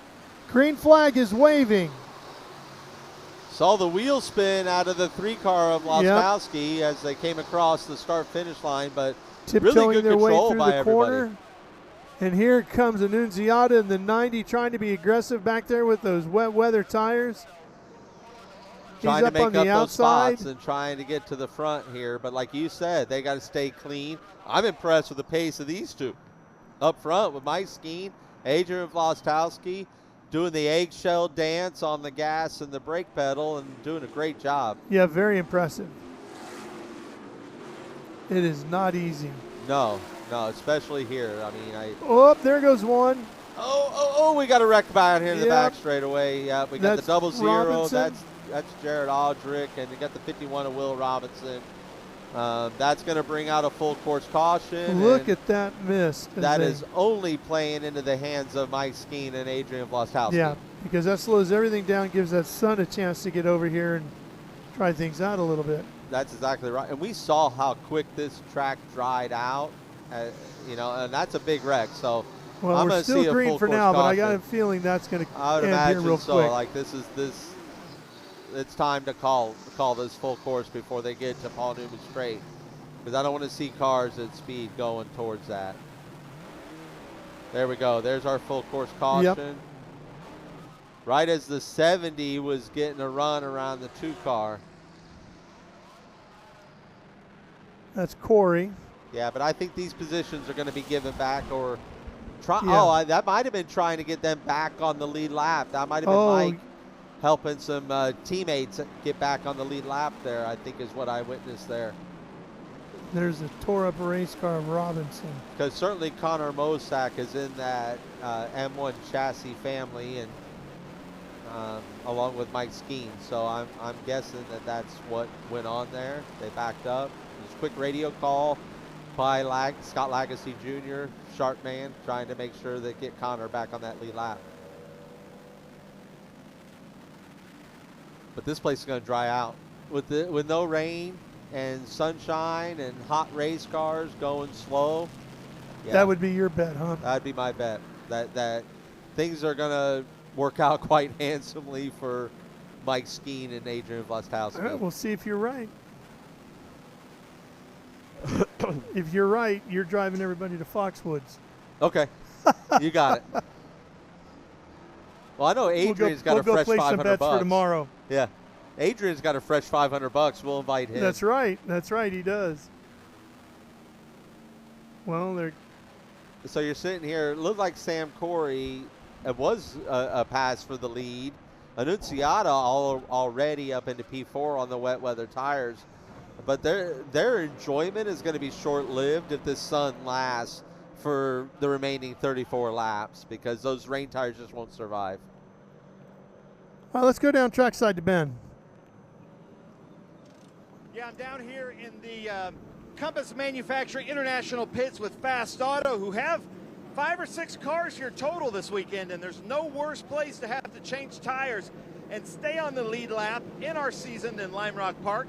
You can see Billy is trying to work through the body work here to try to get the jack stand in there. It's the only way these cars can be jacked up is with that, and he can't access it because the body is damaged a little bit. So they're trying to get the jack under there, but these cars are too low for that.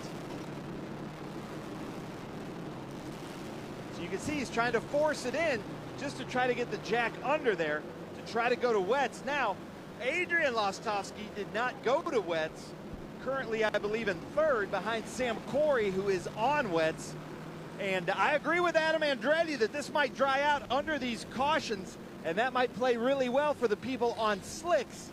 But you never know here at Lime Rock Park because it just started raining again. I'm going to send it back up to you, gentlemen, because it's getting really loud and heated down here. Yeah, I see that rain's coming again here. I don't know, Adam. We'll see. Don't trust me. Remember, I was the guy 2 years ago or 3 years ago that, went to the slick tires too early on a rain-soaked track. And look at that. So this is back to being rains are the way to go. So it'll be interesting. I mean, it did take long. It took 1 lap for the drivers on wet weather tires to show that speed and be up at the front. So I kind of anticipate more of that. But we are staring down 33 laps to go here, so we have passed the halfway mark of this Cube 3 Architecture TA2 race at Lime Rock Park.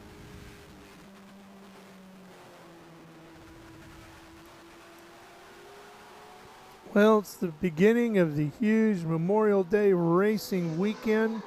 Best racing weekend of the year. Best weekend of the year, period, if you ask me. There's racing at every corner, no matter what you love. If you love motorsports, you're going to be entertained this weekend.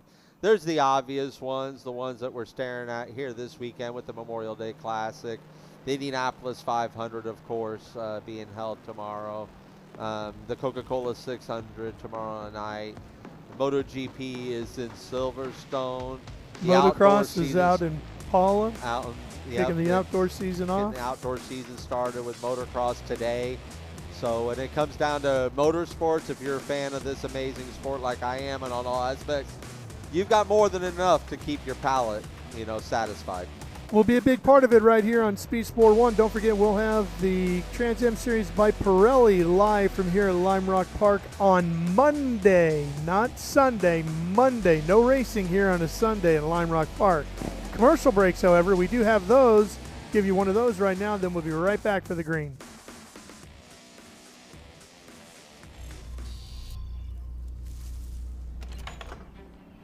Yes. Hon, the weather tech's here. WeatherTech is the ultimate protection for your vehicle.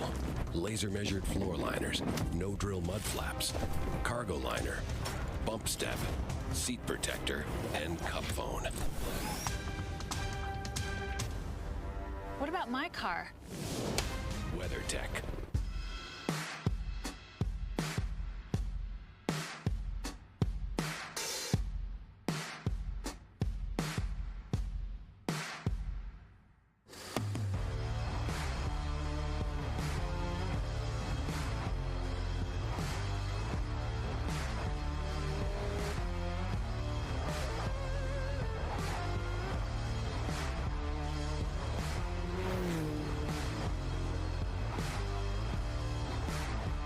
Hawk Performance packs 100 years of friction dynamics into every product. Backed by Carlisle Brake and Friction, the world's premier innovator of industrial brake and friction components, Hawk leverages R&D tools and motorsports experience to deliver uncompromising performance on the street. There's no reason to settle for less. Choose pads that are race-proven and street-legal. Find the Hawk Performance brake dealer near you at hawkperformance.com.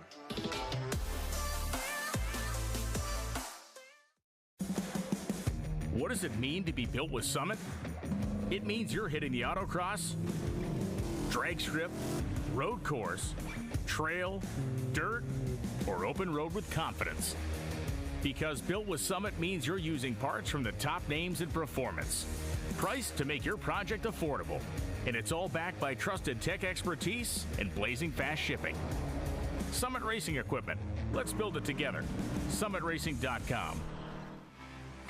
Well, there's blue sky and there's rain clouds, and that's pretty much been the story for the 2025 Trans Am presented by Pirelli season for every category, including our Cube 3 Architecture TA2 cars.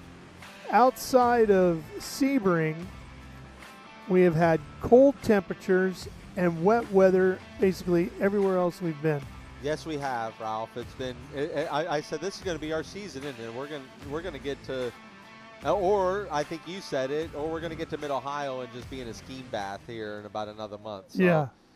But no, it's been a crazy year as far as the way the weather falls, because we went to Sonoma. Weather was not favorable. You got into the week and it was beautiful, and then the weekend came in Laguna and the weather fell again, and then. I know from experience, we were in Laguna a couple days after still, and the weather turned and got beautiful again. Yep. So, and that's what happens here up in the Northeast this week. If you look at next weekend, it's gorgeous. In the high 70s, sunny, beautiful. Well, Monday's looking pretty good for Trans Am presented by Pirelli, so that's Monday good does news. look good for us. Yeah. Ben, how's it looking for you? I'm down here with Compass Manufacturing International. I don't want to talk to any of the crew right now because they're about to come to green. As the cars came by, I only saw 3 cars on slicks. 2 of them are with this team, Eric Caton and Adrian Lostovsky. Adrian doing really well, and if it dries, he should be able to hang in there. But also our former champion, Mike Skeen, is out there on slicks, and both of them are at the front end. So we're going to see a lot of maneuvering here when they come into Cube 3, Turn 1 here at Lime Rock Park. About to take the green. Gentlemen, back up to you. Sam Corey, the race leader in the Black 70, is on rain tires. Skeen and Vostovsky on slicks, and then Annunziata back there in 4th, and Harmon and so forth on back. You start getting back into the rain tires. So here we go, watching for the green. Get ready for the restart. And you could certainly play the long game with this sun coming Here out. we go. Up through the gearbox. See how the rain tires accelerate, and you're going to watch Adrian kind of make easy work of these front two. Mike Skeen and Adrian Vlastowski aren't going to put up much of a fight. They're going to let all this happen and just keep praying and praying and praying that these skies stay closed, the sun stays out, and this race will come right back to them one by one. Nunziata and Harmon made quick work of Skeen and Vostovsky as they got down into Big Bend, and it looks like McKee's about to do the same before they get to the uphill. And what you'll have to worry about being on slicks is those that are not on slicks losing their patience.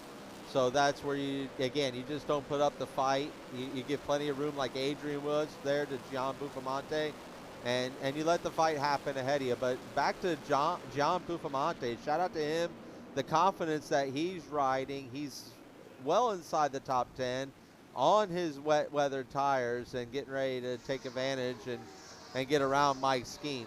So we'll see where they fall in and where this kind of rewrites our running order here as they come across the line.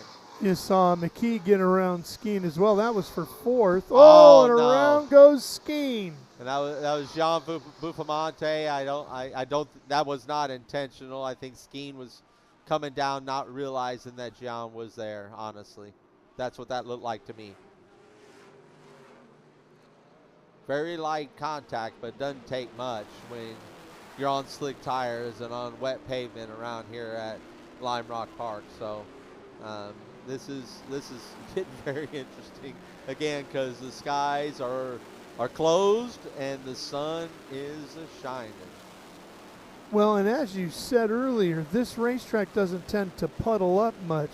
So if you're on the wet weather tires and you need to hunt out some moisture, it's going to get hard to find here shortly. That's exactly right, because as we saw, this place dried really quick too. Our last practice session was only a 35-minute session, and the last practice session it started off in rain, and by the end of that session, the whole track was dry. So it does not take long here at Lime Rock Park. They do a really good job with drainage, as you said, no puddles or rivers that come flowing through, on the downhill. You got a good race here between these three cars on wet weather tires, between Sam Corey, Thomas Annunziata, and Noah Harmon. There's Corey, the Stillo sponsorship on the front. Annunziata, Harmon right there. Boy, Harmon threw it in there at West Bend, didn't he? He Sure backed did. her in there like it was Eldora. That was some pretty special Just driving. back by it the in there, youngster. yeah. Down the Sam Posey straightaway. You see Annunziata moving over. Annunziata's already searching for, we call it the spray run, right? Where you can go throw some spray. He's noticed that there's not much spray being thrown on the racing line. He's going to try and save those tires. I'm sure the team is on top of the radar, saw what you saw, that we're looking pretty spotty, and rain could come again. Seems to have settled out here, and it's given us a pretty good idea of where things are going to kind of lay out. Adrian Vlastowski there on the dry weather tires, keeping it solid in P8. Like I said, he's lost 27 seconds to the leader, and I know that's half a lap, but that stuff can come back to you real quick if this pavement starts to dry. RMCO Gears total laps led right now. Sam Corey, 8 circuits around Lime Rock Park at the front of the field, this 1.5 miles. Look at him searching for the water already. I mean, it's not your best sign when you're having to look for standing water already at this point. You can see there's almost no spray online. See some of the guys using the windshield wipers and some of them not. Sometimes you just forget. You just forget that it's on. Yeah. And you don't need it. And then until it starts laying rubber on the windshield, you're like, oh shit, I forgot the windshield wiper.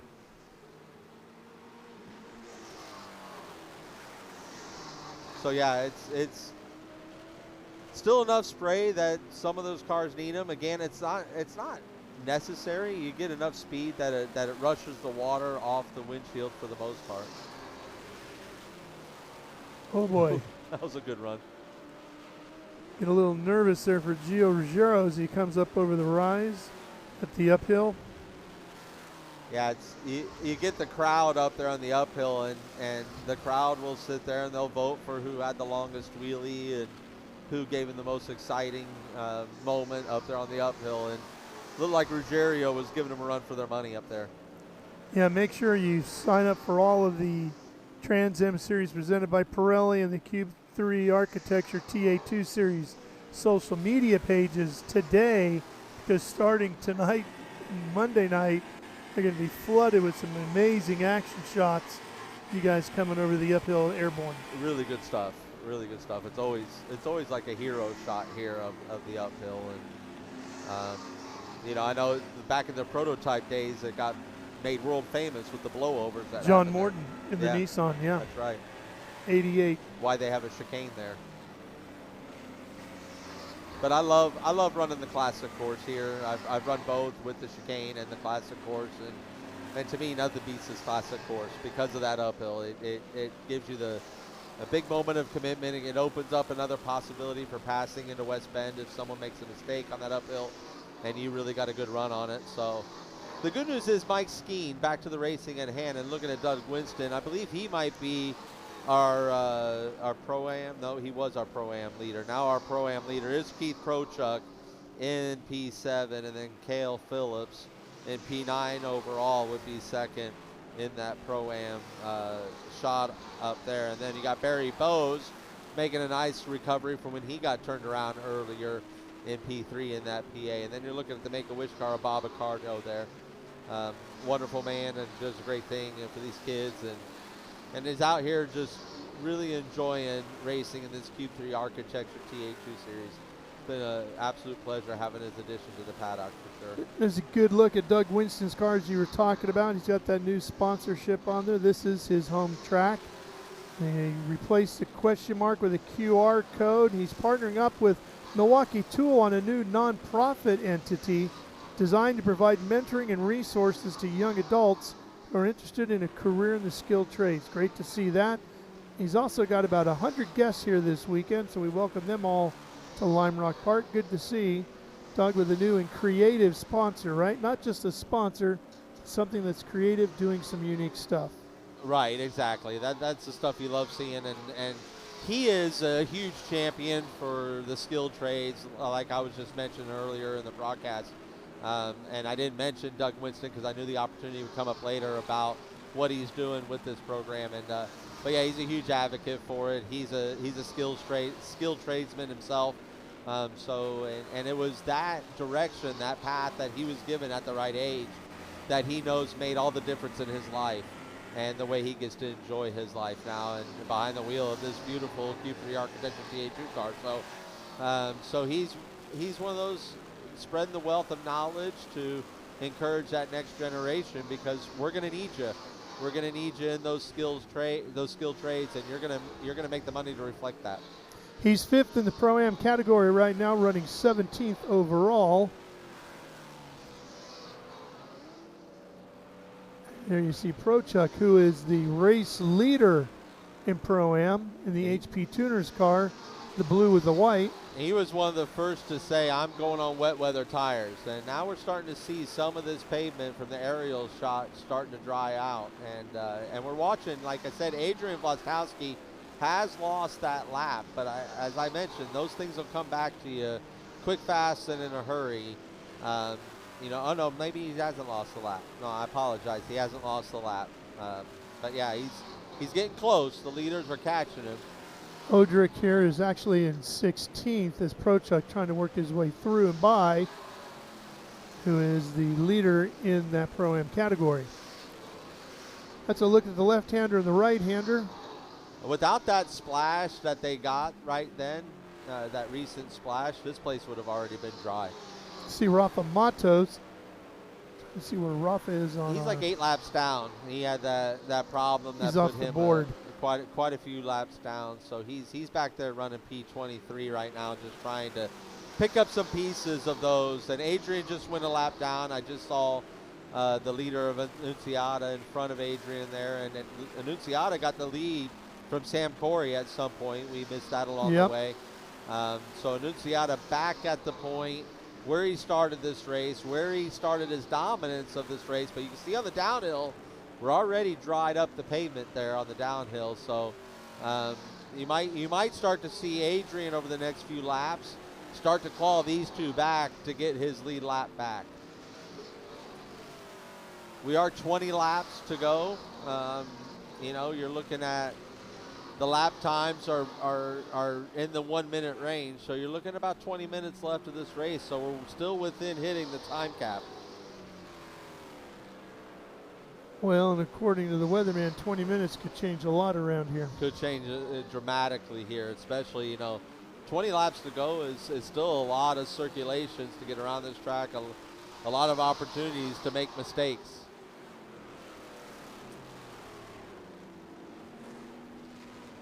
Boy, Annunziata using up some of the curb there at West Bend. Not my choice. I tend to stay off, but it's a pretty aggressive curb, but he might have found something that helps turn the car there underneath these conditions.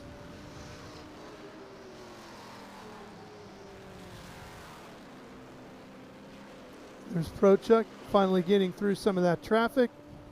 Yeah, he's working his way, it looked like around, I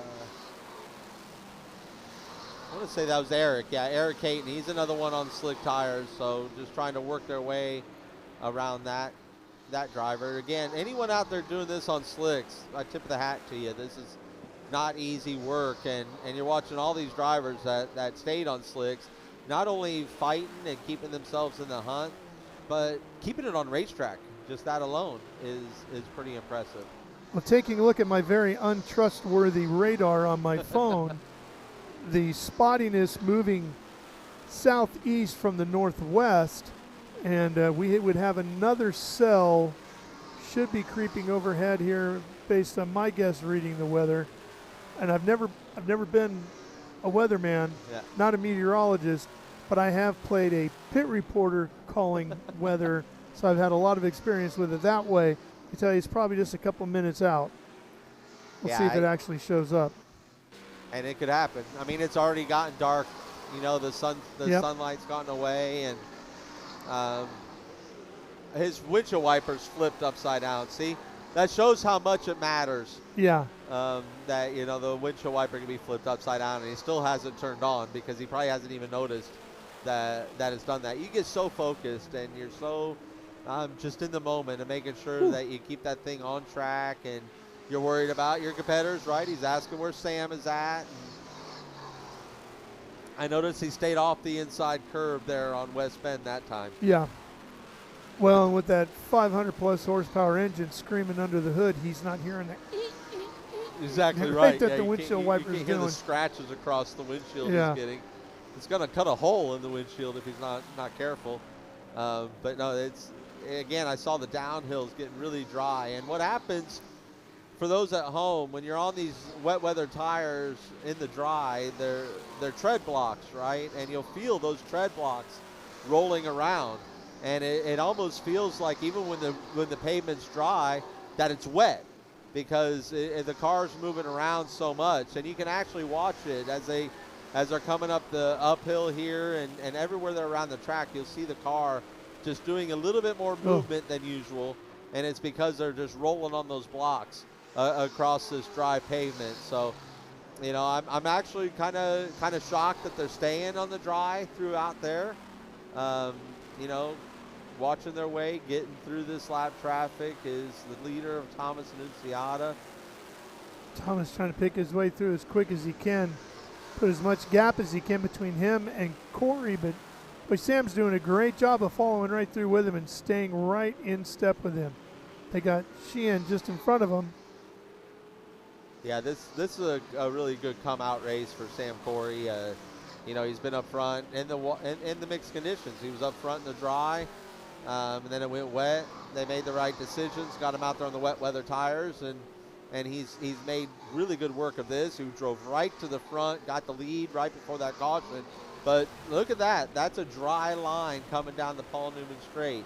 It's a very dry And I'm not line. watching people going searching like they were earlier for that wet pavement. So this You can see it all the way through West Bend. You're going to start to see an Adrian Vlastowski and a Mike Skeen start to come alive right the way that this is right here.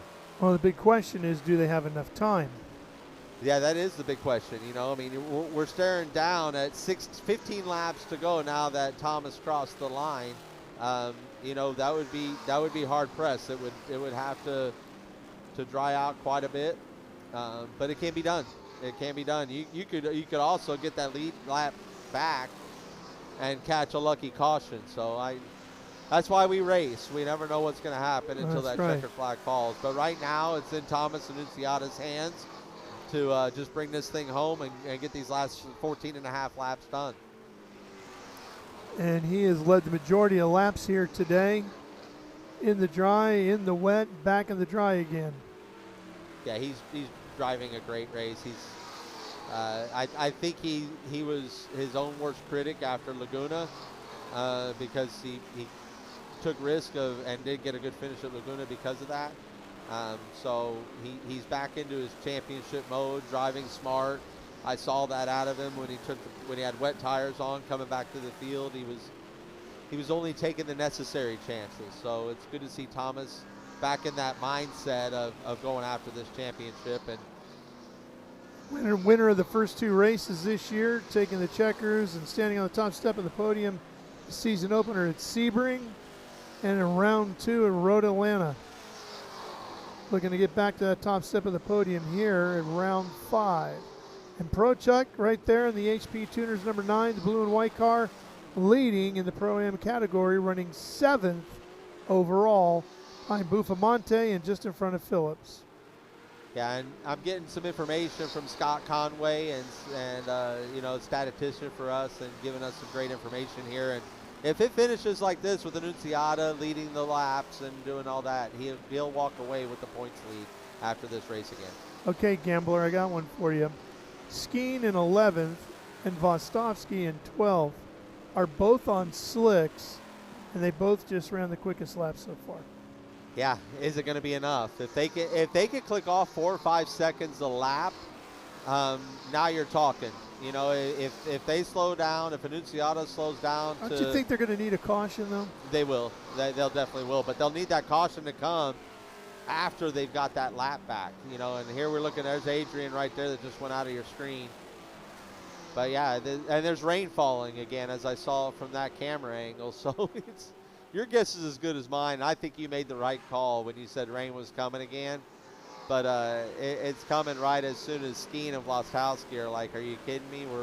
We finally got the laps to turn in our favor as far as speed, and now it's going to go the other direction. But yeah, you would need, I mean, we're looking at 13 laps left. You would need like 5 seconds a lap on them to get that lap back, and then you need a caution, and then you need the turnaround to be quick. So well, I think things are going to get aggressive here towards the end, so the caution might not be out of play. No, that's true. That's absolutely true. But there's that rain spitting again. I know.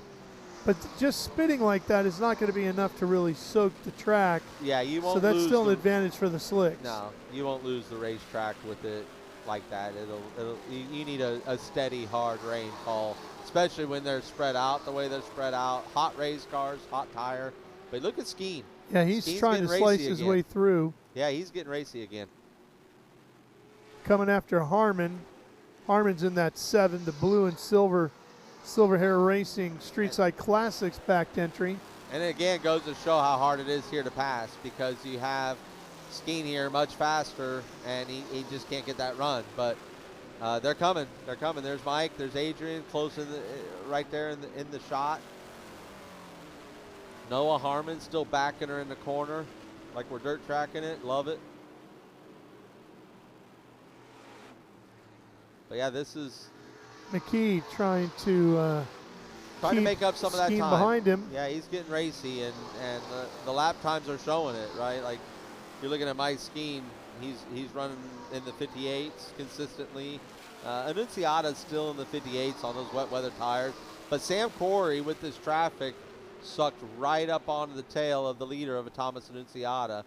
There's Annunziata right there, getting around Odrick. Yep, Odrick did a great job of getting out of the way there. It's been a rough race for him. And Corey has got his hook on the back bumper of Annunziata now for sure. Those two are hooked together and running up front, but keeping an eye on that rear view mirror because they know as this track dries out, there's a chance that Skeen and Vostovsky will show up and give them a battle to the checkers. And Annunziata had a little slip up there on the downhill, so I'm wondering if his tire's a little worse for wear than what Sam has with his rain tires. So you'll see at the end of this race, these leaders on this dry weather like this, they're going to come in with almost slicks. So if the rain comes back and they've beat up that tire too much and took too much of that tread block away I was talking about, yep, they're not going to be having the advantage that they had before. And there's Pro Chuck behind them holding down 7th overall, first in class of Pro-Am. Phillips and Bose round out that podium right now.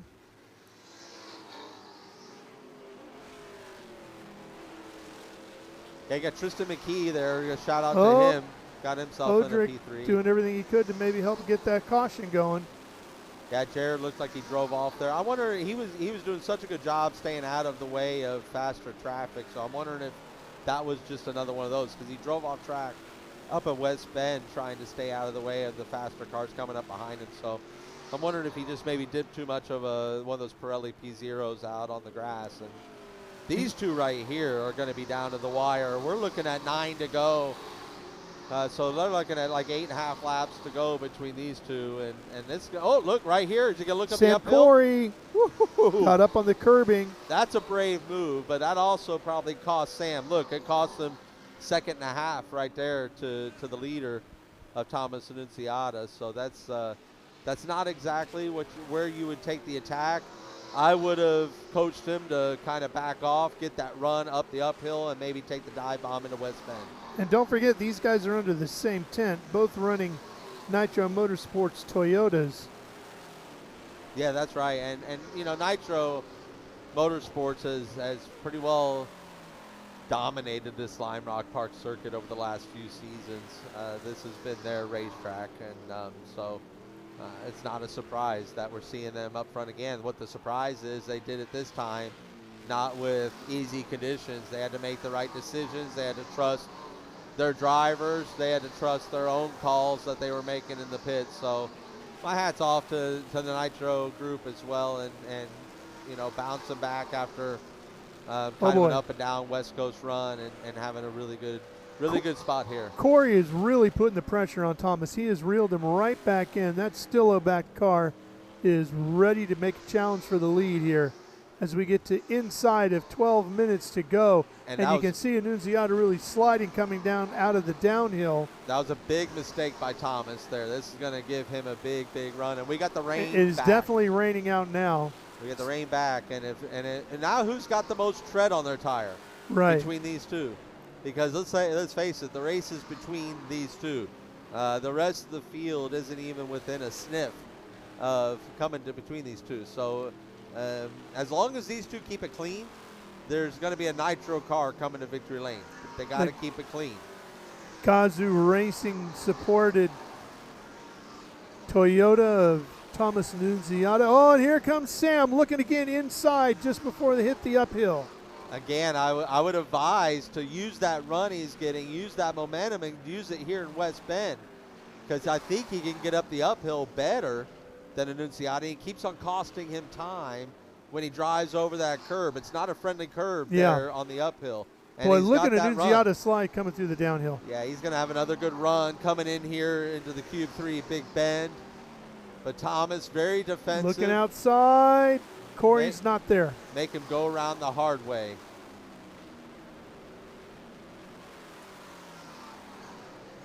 Again, look at Corey right behind him here, Adam. He is right on his tail. He crushes him here through Summit Racing 3 and 4. He's got the speed. He wants to get right alongside there. Cuts back inside here. And he's going to get a run this time. Yeah, he's got a good run this time. And Thomas shuts the door. Again, get your run up the uphill. Maybe that's the run what up the uphill, and maybe that's what Sam needed, was the door to get shut a little bit easier, quicker. Now he might have a shot here at West Bend. Here he comes. Oh, I thought for sure he had him. I thought so too. I tell you, I think he learned where he needs to set him up, though. I think he's taken notes, that young driver back there, Sam, Corey, taking those notes. Annunziata just driving the wheels off of that number 90 Toyota Camry. I mean, just every time he comes down West Bend, it's a show. A man after my own heart there. I love that kind of car control. I love that kind of confidence. And that's what we expect out of a Thomas Annunziata. But right here, from Cube 3 Big Bend all the way through Summit Racing 3 and 4, Sam Corey's got his number. Yep. Well, they were both praying for this rain to keep those wet weather tires good. And they got what they were looking for, but now it's a matter of who's got how much left. And Corey's going to have not a whole lot of time, maybe about 8 laps left. Yeah, we're looking at 5 laps to go. 5 so laps. They're almost going to be coming to 4 laps to go here. And So he's going to need another lap or so to close the door, and That's then right. he's going to need another lap to make a shot at him. That's right.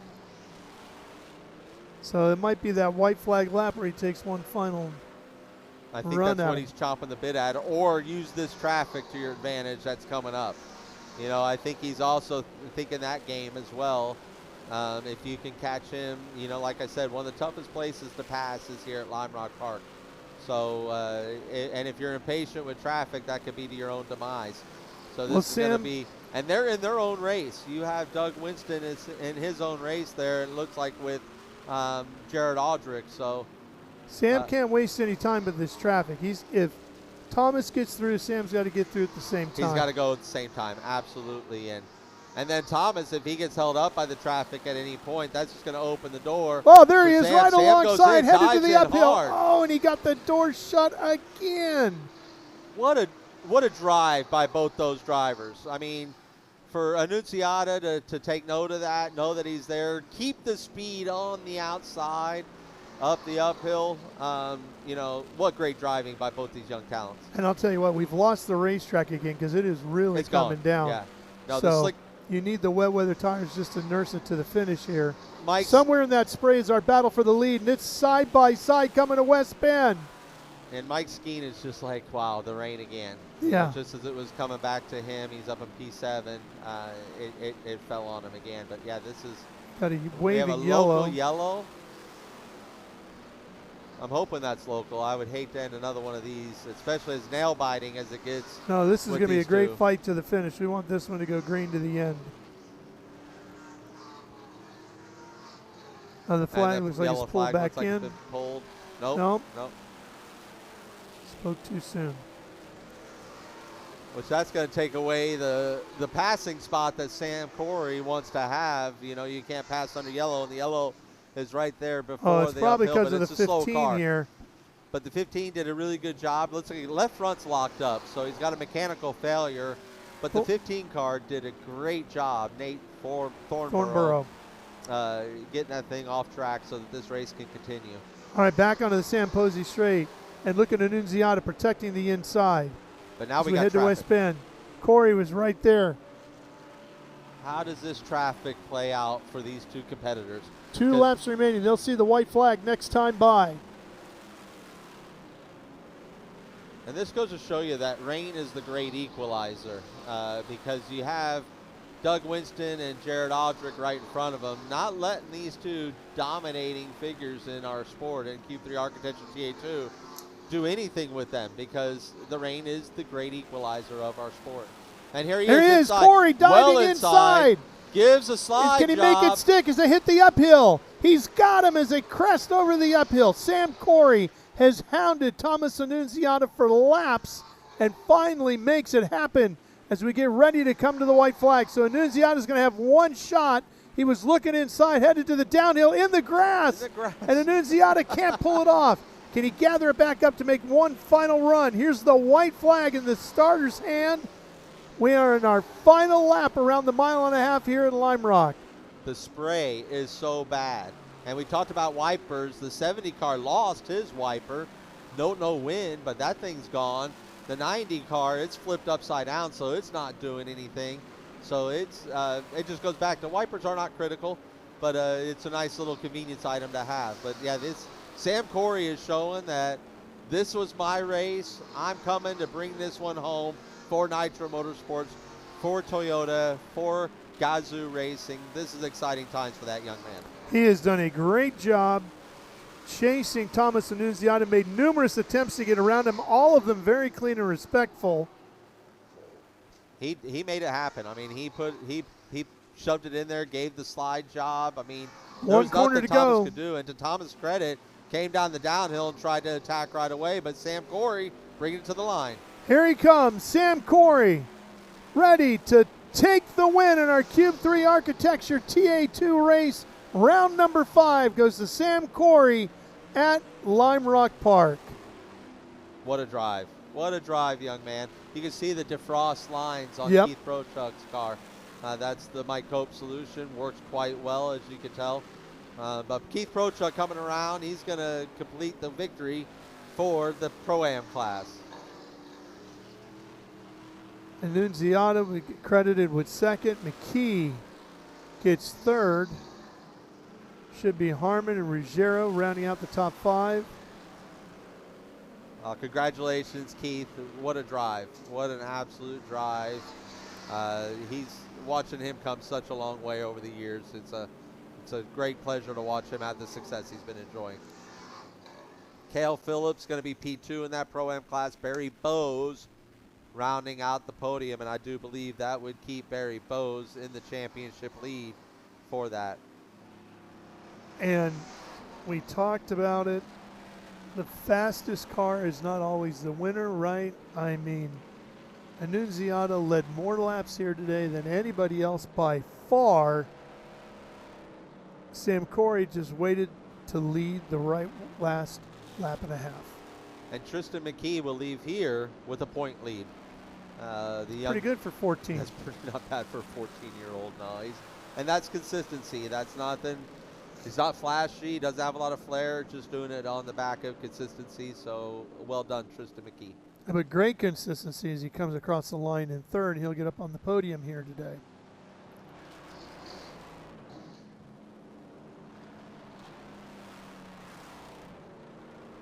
And the podium is where we're going to be headed shortly,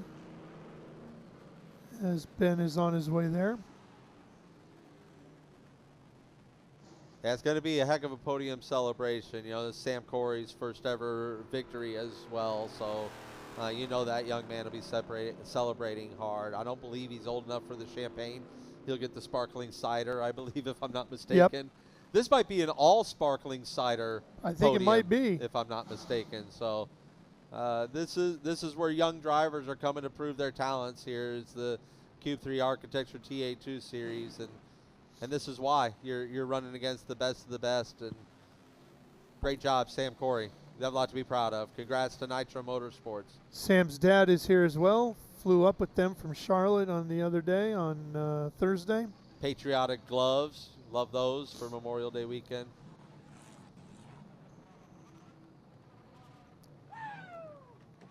That's an excited group, and rightfully so. There he comes.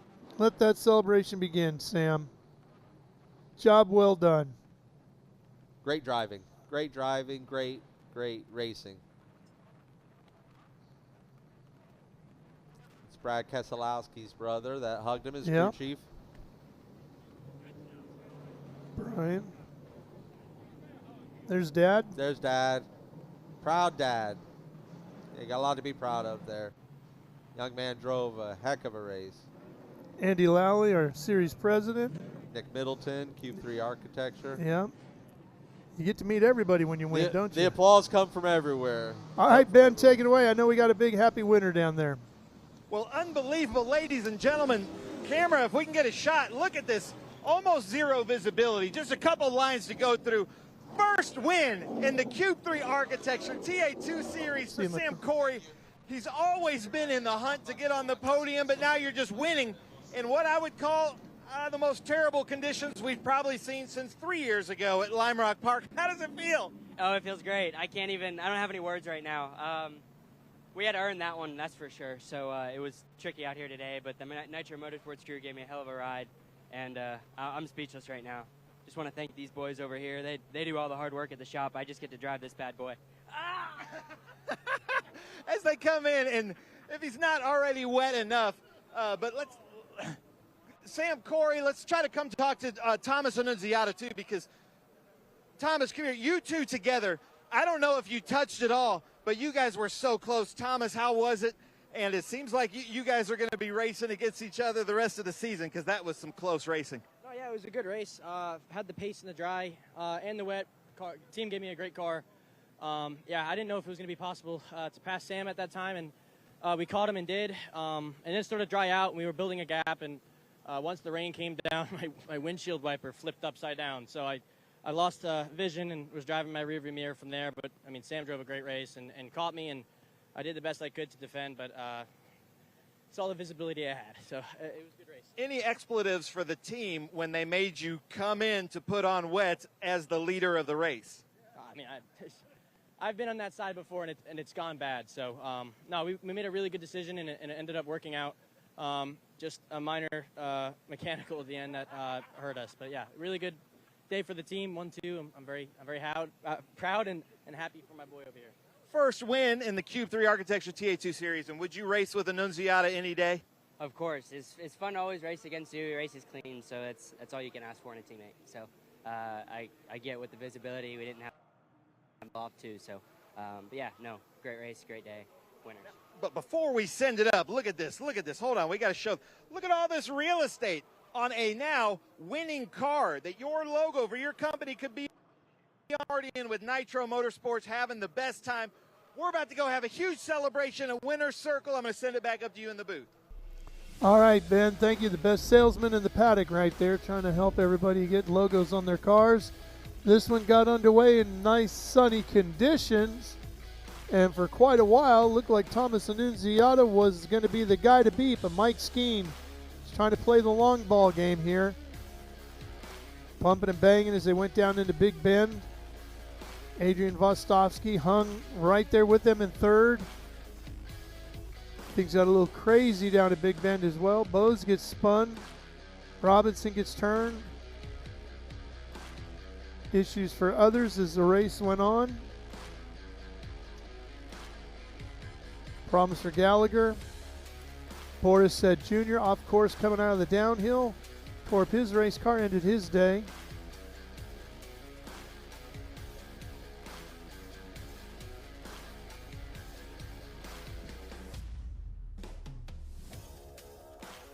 And then the rains came.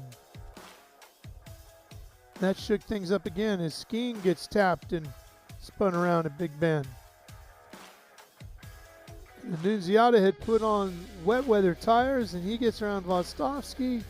Annunziata back out front until Sam Corey finally got the little crack in the window that he was looking for and powers through in his steel-backed car with a lap and a half to go, and Sam Corey would go on to take the win.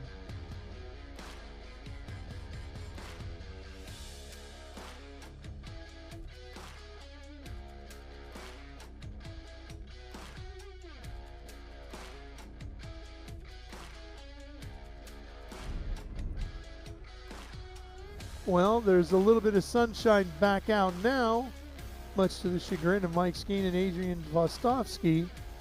But there was just enough rain at the tail end of this one to keep Annunziata and Corey out front and let them battle it out. And Sam just played it right, made a great, great move.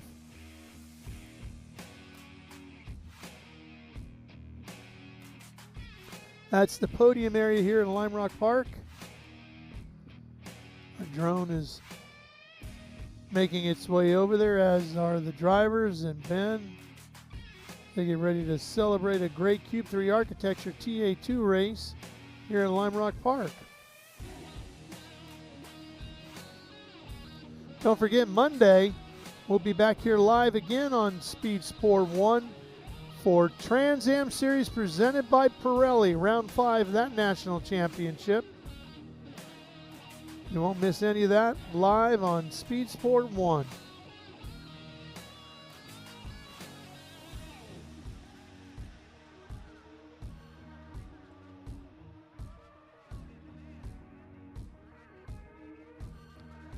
Crowd filing in to fill up the hillside. Let's go ahead and head down to Bend. And trying to get some really good racing and long green flag runs, and they got handed the toughest conditions that they've had all year, and they came through with flying colors with a ton of green flag laps.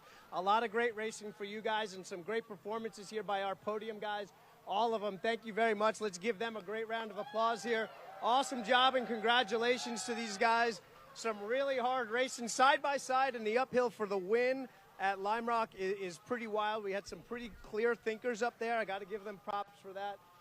Some wild racing again. To go dry, wet again is a pretty big thing to overcome here at Lime Rock, especially with as much as and hard as these guys fight in TA2. It's just wild. Big thank you again, obviously, to Cube 3 for sponsoring our series. Just amazing support from these guys. Pirelli. These guys here, this is a big one. This is a perfect moment to say this. When you go dry, wet like this, you are beating the heck out of the tire. For these rain tires to take that, that's a big bonus here. So huge thank you to Pirelli for providing such a good product here for us, and looking forward to welcoming our guys on the podium and spraying some champagne here. Nice, I love it. How about that? Andy Lally. All right, Lime Rock, let's get this party started. I need some energy. I say lime, you say rock. Lime, lime. I say cube, you say 3. Cube, cube. I say trans, you say am. Trans, trans, trans, trans, trans, trans. Come on now, big round of applause. Lime Rock, I love coming here. That is too much fun. Looking for my cheat sheet. All right.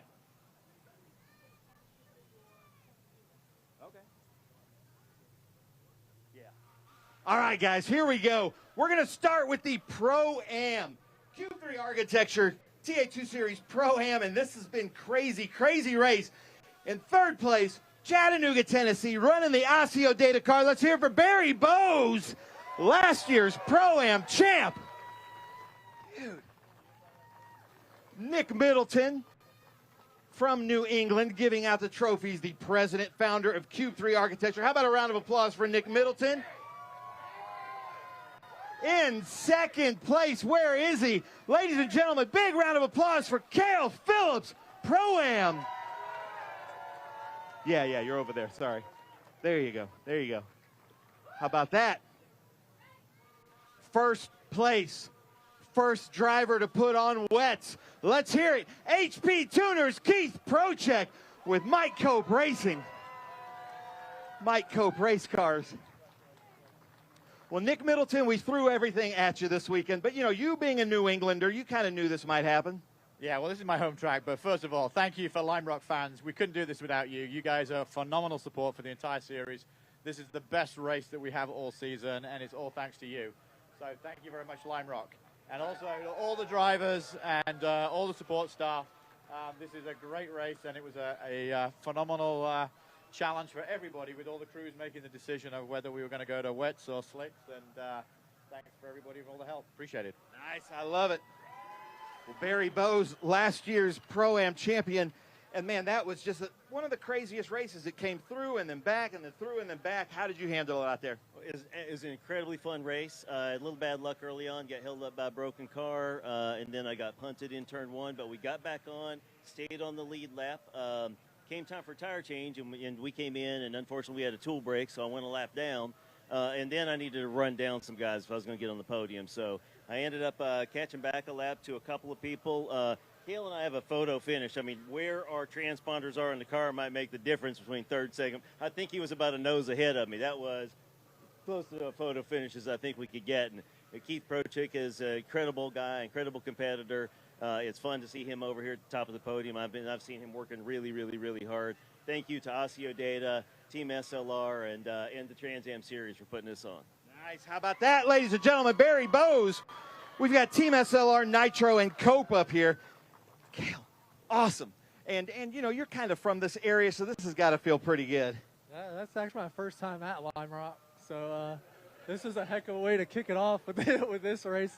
Kind of had a little bit of everything, and kind of was going back and forth there, stayed out a while, waited to go onto the wets and was lucky to stay on the lead lap, and that kind of made the difference. So I was able to hang on there at the end, me and Barry nose to nose coming across the line. But thanks to Nitro Motorsports, Mincy's Graphics, everybody that helps out, and go on to the next one.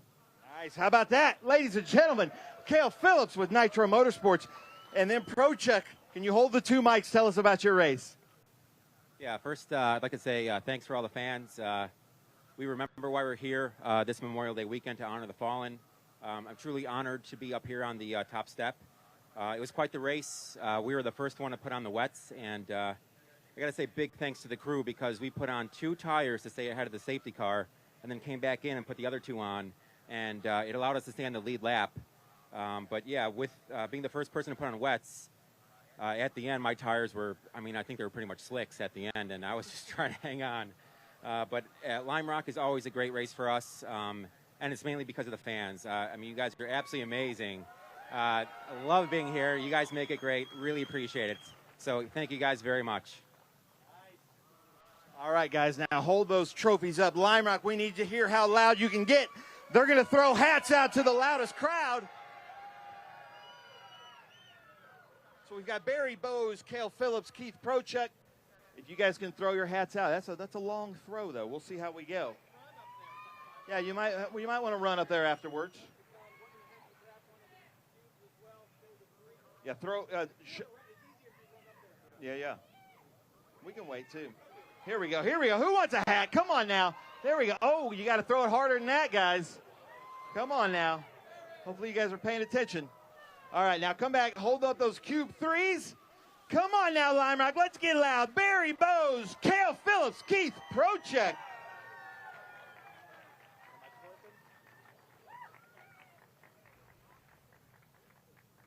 All right, keep up that energy. Keep up that energy. Oh, here he goes. Keith is getting it. Keith gets it. Oh, almost. Nice. Now the cubes, they fly a little bit further.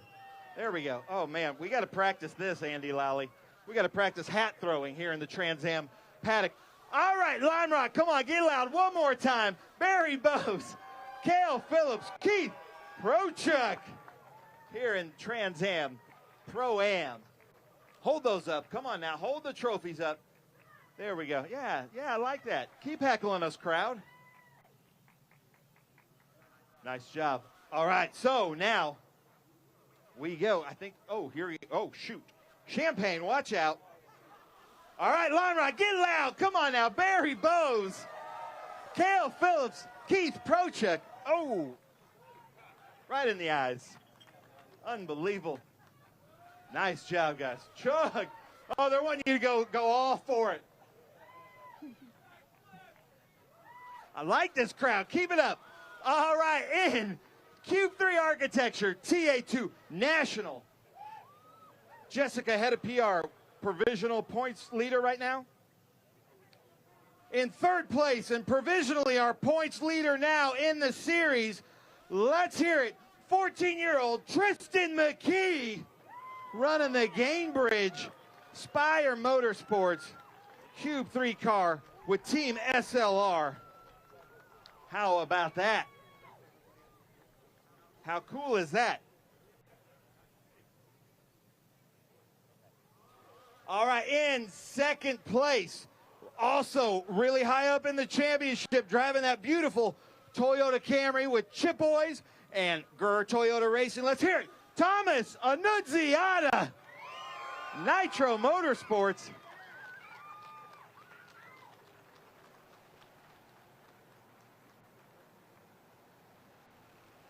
His grandma is here, ladies and gentlemen. How about that? How about a round of applause for Granny? Okay. And then, ladies and gentlemen, Elijah from Make-A-Wish to deliver first prize, his first time on the podium. Let's hear it for Sam Corey, running with Stilo Franklin Road Apparel. How about that? How about a round of applause for Elijah here with Make-A-Wish, ladies and gentlemen. All right, jump up there, Sam. Tristan, second podium of the year, our provisional points leader. How was your race out there? interesting. We started out in the dry. It got wet, kind of dry, started to dry towards the end there again, and then it got wet again. So it was an interesting race. I don't have a lot of rain experience, so it was a good new thing to learn, especially racing with all the other cars out there. So I just got to thank Hendrick Cars, Gamebridge, Spire, all the SLR guys, Jeff Dickerson, Josh Wise, Scott Speed for preparing me so well for all these races, and just everyone. Nice. And everyone, that includes you guys up there at Lime Rock Park.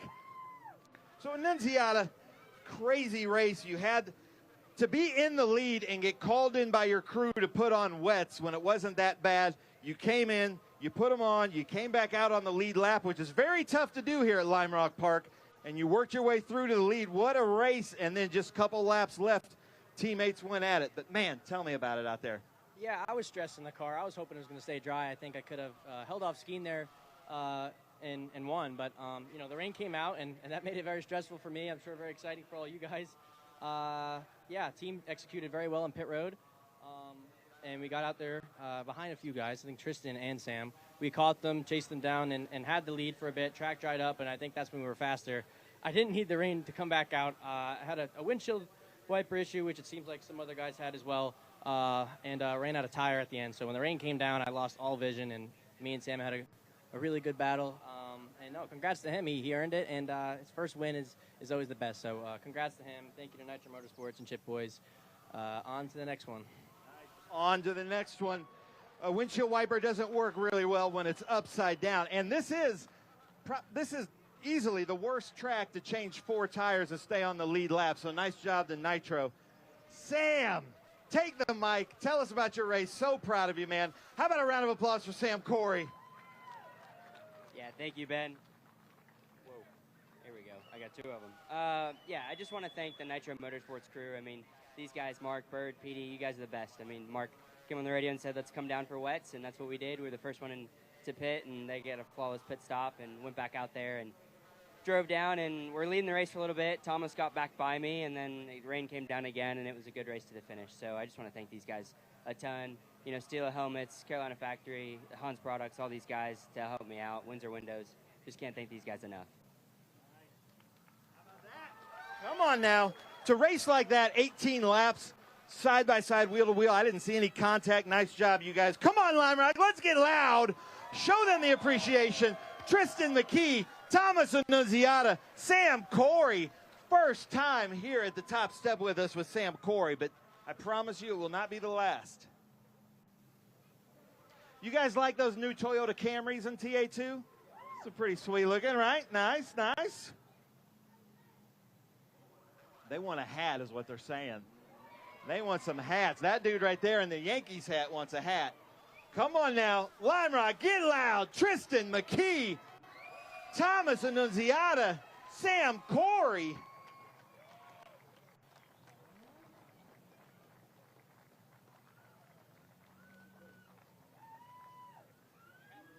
You want to throw those hats out, guys? Come on now. These people have been out here in the rain also. Let's see who's got the arm. Oh. There we go. Sam Corey. Oh, he's got an arm. There we go. All right, you can throw those cubes out there, too, if you want. Ooh, Sam Corey's got an arm on him. Nice. Annunziata. Oh! Come on. He plays shortstop for the Red Sox. Is that bad? Is that bad to say here? Is that bad? Okay. As a Cardinal fan, I could say that. Come on now, let's hear it. One more time. Tristan McKee, Thomas Annunziata, Sam Corey. Come on, Lime Rock Park. Stay with us. Nice. See, you guys are awesome. I love this. I wish you guys could see this from our point of view. It's amazing. Keep it up, Lime Rock. Come on now, keep it up. Loud applause. And none of these drivers are allowed to have champagne. No, the 3 of them combined don't equal my age. All right, let's see what they can do. Oh, they're just going to water the grass for Dickie Regal and the team here at Lime Rock Park. Come on, Lime Rock, get loud one more time. Tristan McKee, Thomas Annunziata, Sam Corey. How about a round of applause for Thomas Annunziata's grandma coming to the race, too? Come on now. She ventured through it. All right, you guys are right down the shirt. You guys are excused, but not you guys, because our omologato fastest lap, when it cleared up again, this dude put some burners down on his slicks. Let's hear it. Mike Skeen with Guthrie's Garage in the SLR car receiving that. You guys are excused, sorry. Kim McCullough here, our Chief Marketing Officer, to present the omologato. Hold that thing up, man. Hey, that means Mike Skeen will no longer be late to drivers' meetings. That cost him one of these races. So, Mike, how was it out there? I thought you had it. When it cleared up, you were going to work your way through, and then it started raining again. Yeah, you know, we had a great car, obviously, thanks to Guthrie's Garage for giving us a good piece, a fast car. Fretton and Thomas there at the beginning just decided to hit us around for no reason, which is kind of ridiculous. But, you know, we had a gamble to stay on the slicks. It looked like it might pay off there if it didn't rain again at the end. And we also got a little help off with the 95 earlier in the race. So it's been about 30 seconds in the wet grass trying to get back on track. But, yeah, another great fast car. Not the result we want, but we'll take a watch and go home. Nice. How about that? We'll take a watch and go home. Lime Rock Park, thank you guys so much. We'll be racing again with Trans Am on Monday. Dickie Regal, the Lime Rock team, thank you guys so much. We will be back. If you guys want a cube, you got to get really loud. Back to you guys up in the booth. All right, Ben, thank you. A lot of fun down there in the Victory Podium area. Again, don't forget, we will be back here Monday live on Speed Sport 1 with Trans Am presented by Pirelli. The weather is supposed to be nice and dry and sunny, so we expect a great day of racing again live on Monday. So enjoy your Sunday full of racing, and then come on back at 11:30 on Monday. That's 11:30 a.m. Eastern, and we will have all the great Trans Am action for you from right here. What a thriller for Sam Corey, his first career victory in the Cube 3 Architecture TA2 category. Congratulations to him and Nitro Motorsports taking the victory. Nunziata finishing in second. Tristan right there with them in third. For Ben Sissel and Adam Andretti, I'm Ralph Shaheen. So long for now from Lime Rock. We'll see you back here on Monday on Speed Sport 1.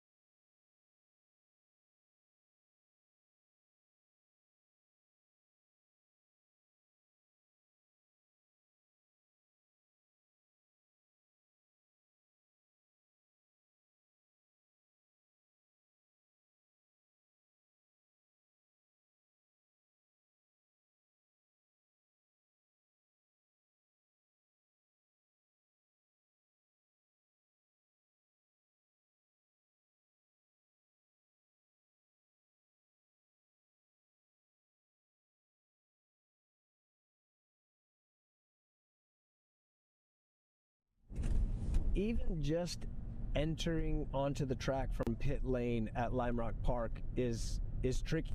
You're entering directly parallel with the brake zone of the line coming into Big Bend. Very usable curbing in Big Bend, turn 1 and 2 here. You can really get about 2-3 feet up the curbing and run a pretty crazy looking arc. You know, looking down at Lime Rock Park, it looks like a constant radius corner, but when you're in the middle of it, definitely not. You're slipping and sliding over some very usable apex curbing, but trying to get the power to get a quick shot out to our left-hander here. Very unusual lines, different opinions of what's fast in this left-hander. I'm a dive it in super early, find the bottom, bring huge entry speed, try to float the middle a little bit, get a little bit of rotation, and then get my shot out so that I'm all the way on the left-hand side and I can try to get on really without even coming out of the gas all the way. I'm trying to come onto here flat. Most of the time in a TA or a TA2 car, there's just got to be a slight little trail throttle to kind of unlock a little bit of rear grip as we come on to Paul Newman Straight that we just passed.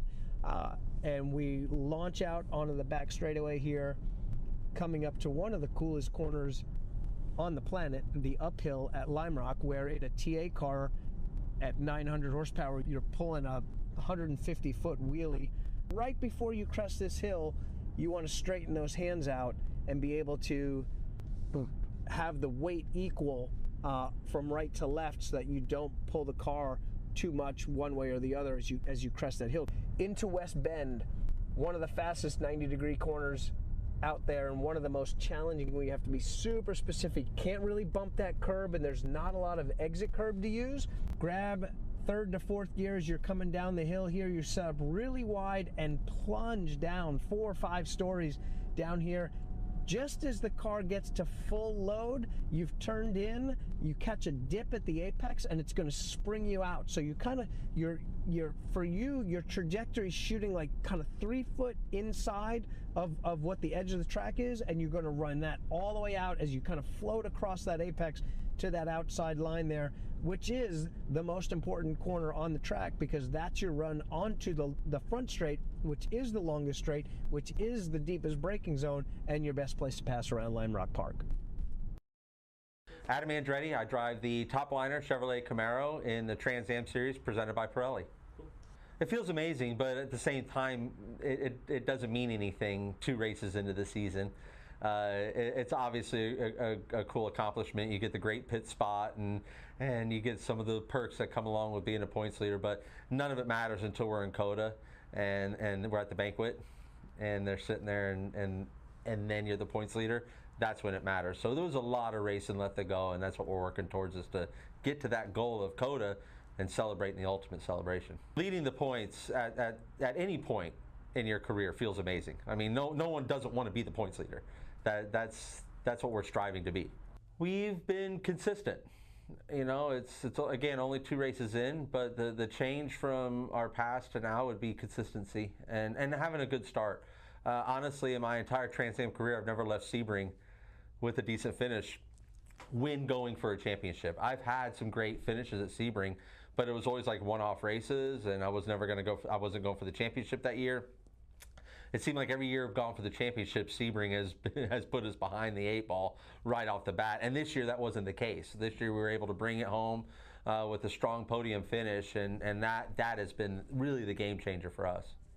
When you start thinking about other teams and what they're going through, and you lose focus of what your own operation is doing. We're just heads down on what our own operation is. You have enough to deal with focusing on your own program than having to worry about anyone else's program, as nobody out there is worried about our program either. So it's the champions really put their heads down and focus on what they're doing and exit that outside noise. That outside noise doesn't mean anything. It's funny, and when everyone says I'd rather be chased than be the chaser, it's because they're not in that position, you know. So you always say because what we do here in our world of driving race cars is 90% psychological. So if you're somewhere wrong in that game that's going on between your ears, so you have to talk yourself up for that. For me, I just like to focus again on what we're doing, business as usual. We know what we have to do. We have to finish races first and foremost. And if we finish races with our pace and with the way that we perform, those finishes and those results should take care of themselves. After the California swing, we still have 2/3 of our races left. So you get into that last third of the races, then yes, maybe some of the mentality will change, but you got to be careful changing your mentality driving, because when you make those adjustments, it can create other errors because you're taking yourself out of your rhythm. You know, the rhythm of life and the rhythm of what you're doing, especially in our sport, is so important. So it's really a fine line, a fine balance that you have to be on at that point. The Trans Am Series is all about high horsepower and a big focus on the cars. The TA2 Series is driver development. We get a huge car count, we get great battles on track, and with me right now is Tristan McKee. He's a Chevrolet development driver, and he's going to help tell me and you guys about what we do to make these TA2 cars fast and how you go about winning races here. So yeah, we really have to be perfect with everything. You know, the competition is super stiff around here. So we really have to have all our cambers, air pressures, and everything right with our Pirelli P0s. You know, they're great tires, super reliable, super consistent throughout the race.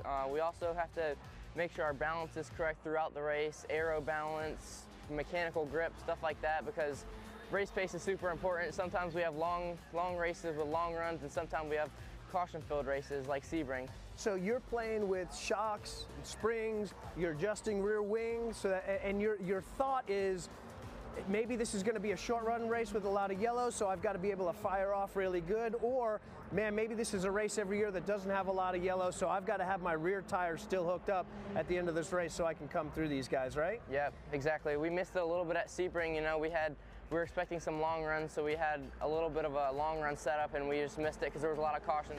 And another one around the 61. Our TA2 cars are over 500 horsepower, a little over 2,800 pounds, and so as a development driver and you're coming up through the ranks, being able to just rake, tow, Ackerman, all sorts of things on this is the full package. So I imagine you're working with engineers and learning as much as you can from them, right? Yeah, I've learned a lot driving these cars. You know, I come from circle track world, so this is very different from what I'm used to. I'm really enjoying it. So the difference from running the circle track cars to running the road course stuff, what has been your biggest thing that you've been learning with your driving style? I've had to work on myself a lot because usually driver's fine, it's more the car, so I've had to, you know, redo all of my braking techniques because it's all different for this style of racing. So I've learned a lot doing this, and I think it's helped me a lot in the oval world, so I think it's really cool. Awesome. Well, thank you. Good to see you, and good luck this week. Thank you.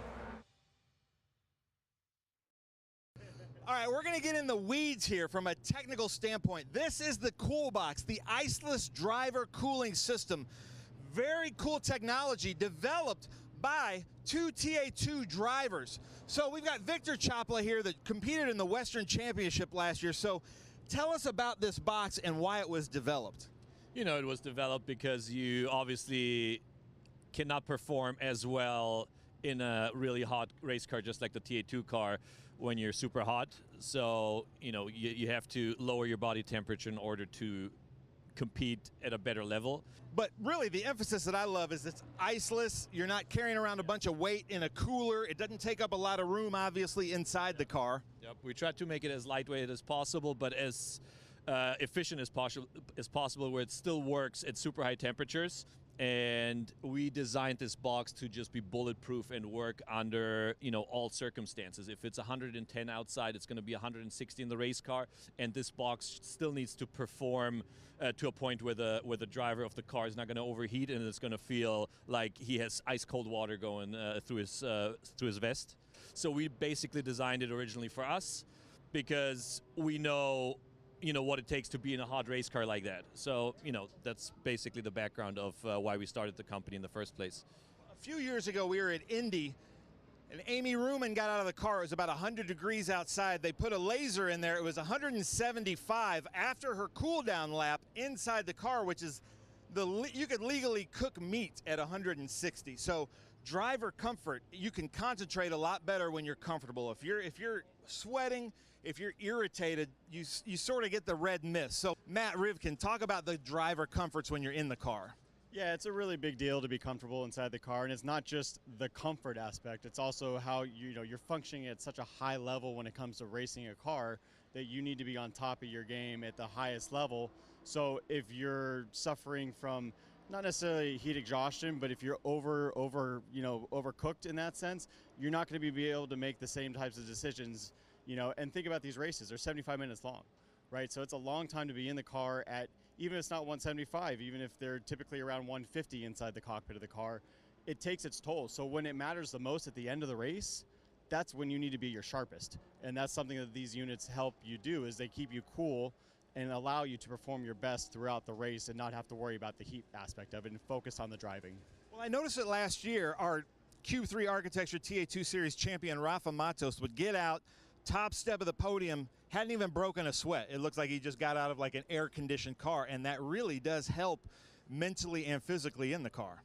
Absolutely, and Rafa will attest to this as well. He's been using CoolBox. He used it last year.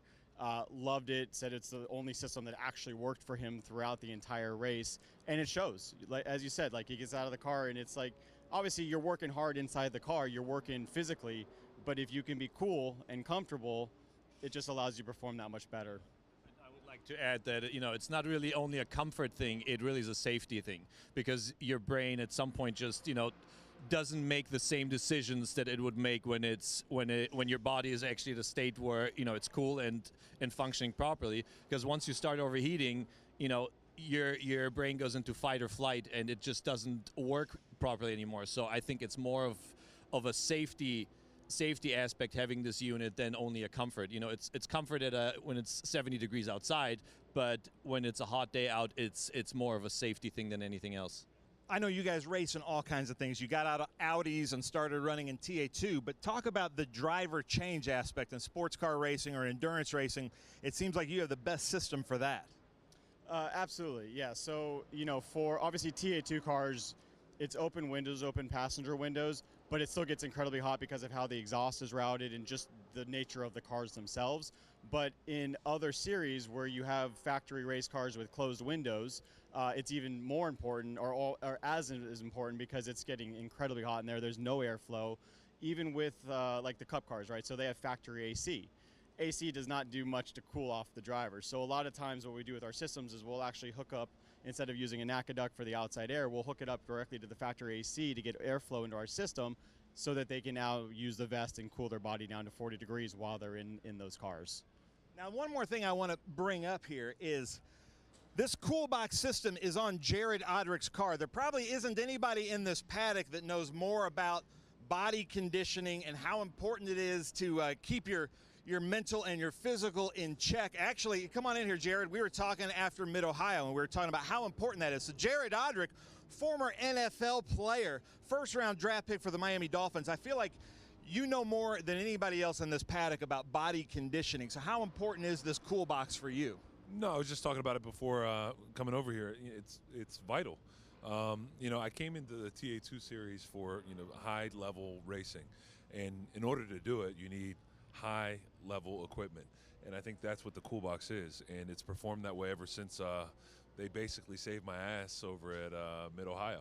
I think it was like a heat wave, and it was like a health warning that we got, like on the local news on the bottom of the health warning, and I look over at my fiance and I'm like, I don't have a cool suit, right? And so then a few calls were made, and the CoolBox guys, came in and saved the day. And there was a unit sent, and I had never used that before, and I was amazed how actually cooling it was. Because I had tried a few other ones before in some of the amateur racing that I was doing, but since coming here, this has been in my car, and it's been awesome. And they've been with me every step of the way that I go further and further up the field. Now, let's get a little bit technical too, because the intake on this thing is in a really cool area. We have several different cars here in the paddock. A lot of times it can be on like the passenger window mounted right there. A lot of people prefer that, but the CoolBox system really is such a cool piece of equipment. You can see Jared is putting on the vest that then just hooks up into the box. These little veins run through with cooling liquid inside. What kind of liquid is that? It's just distilled water. So obviously there's a refrigerant for the AC compressor inside the unit, but we don't want any of that near the body. So it's just distilled water that runs on the body. So if it gets on you, it's no big deal. And we have actually had in TA2 under different systems, not CoolBox systems, but people were getting burned because the water running through there, the ice would melt and then they'd burn. So having an iceless with a refrigerant is actually, just like you said, such a safety thing, because we've had some drivers get out and they've gotten marks on their bodies because their ice melted halfway through the race, and then it's just basically hot water running through. So I'm with Bob Accardo Jr., who is the longest, kind of the OG of Cool Box with the Make-A-Wish car. But talk about the importance of having a Cool Box in your car while you're driving in the heat. Man, it gets like 150 degrees inside these cars during the race for an hour and 15 minutes. You die without it, so it's absolutely mandatory. I got one of their oldest ones in my car, and man, things never let me down. I think I've used 2 or 3 of the generations now at this point, and now they got a really tiny one out that doesn't add a ton of weight, even better. And yeah, these guys, they make a great product. Nice. So if you want that kind of unfair advantage, the competitive advantage in a race car, make sure you check out Cool Box, the iceless cooling system. They're getting smaller, they're getting more efficient and lighter, but they're keeping drivers like Bob here alive. So check out Cool Box.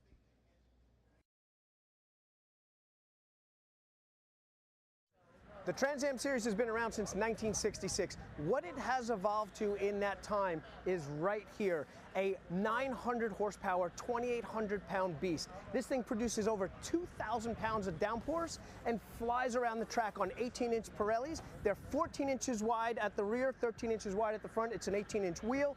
Hauling tail around here. They're one of the most vicious cars around here. No traction control, no ABS, just a fire-breathing V8 flying around at 200 miles an hour.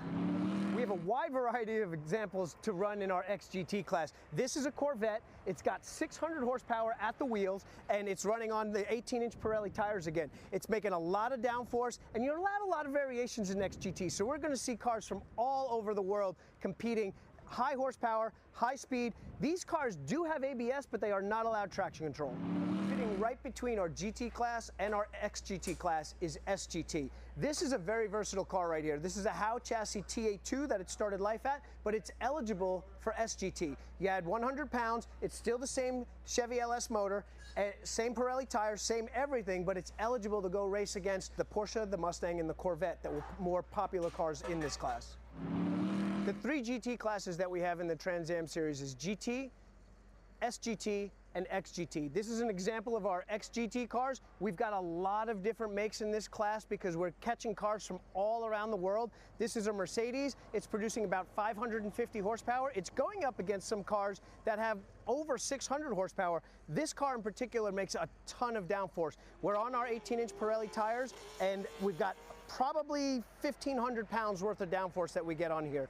And now moving on to our GT class. Here we've got a Mustang, 475 horsepower, 6-speed paddle shift. It's big downforce with the wing. It's got a huge splitter up front here.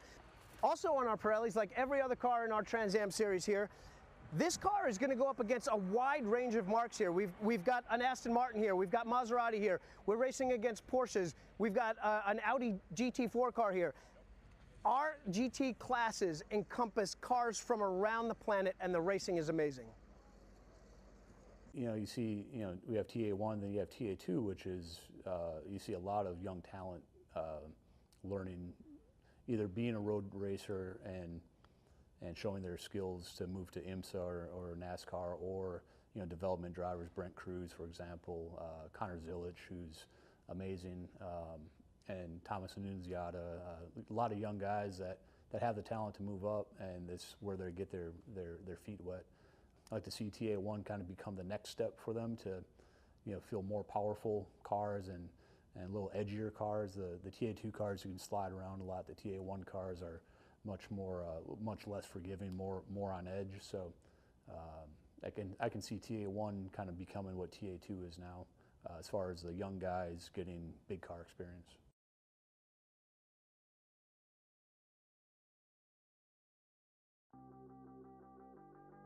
When you're running out of luck, need to get unstuck, so go off. When you're up against the wall and you cannot fall, so go off, go off, go off, go off, so go off, go off, go off,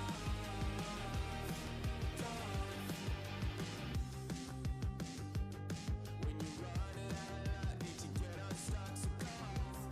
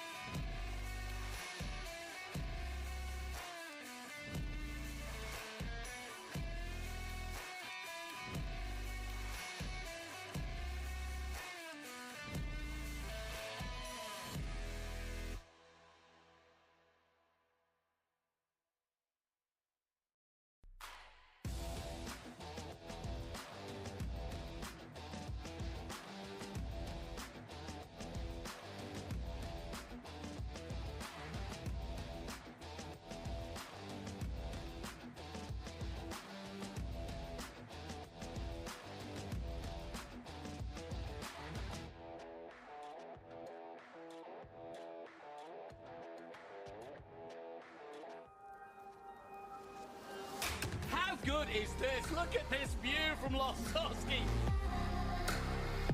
It brings all my fans, it brings the audience into the car with me. Speed turn 140 mile an hour entry speeds.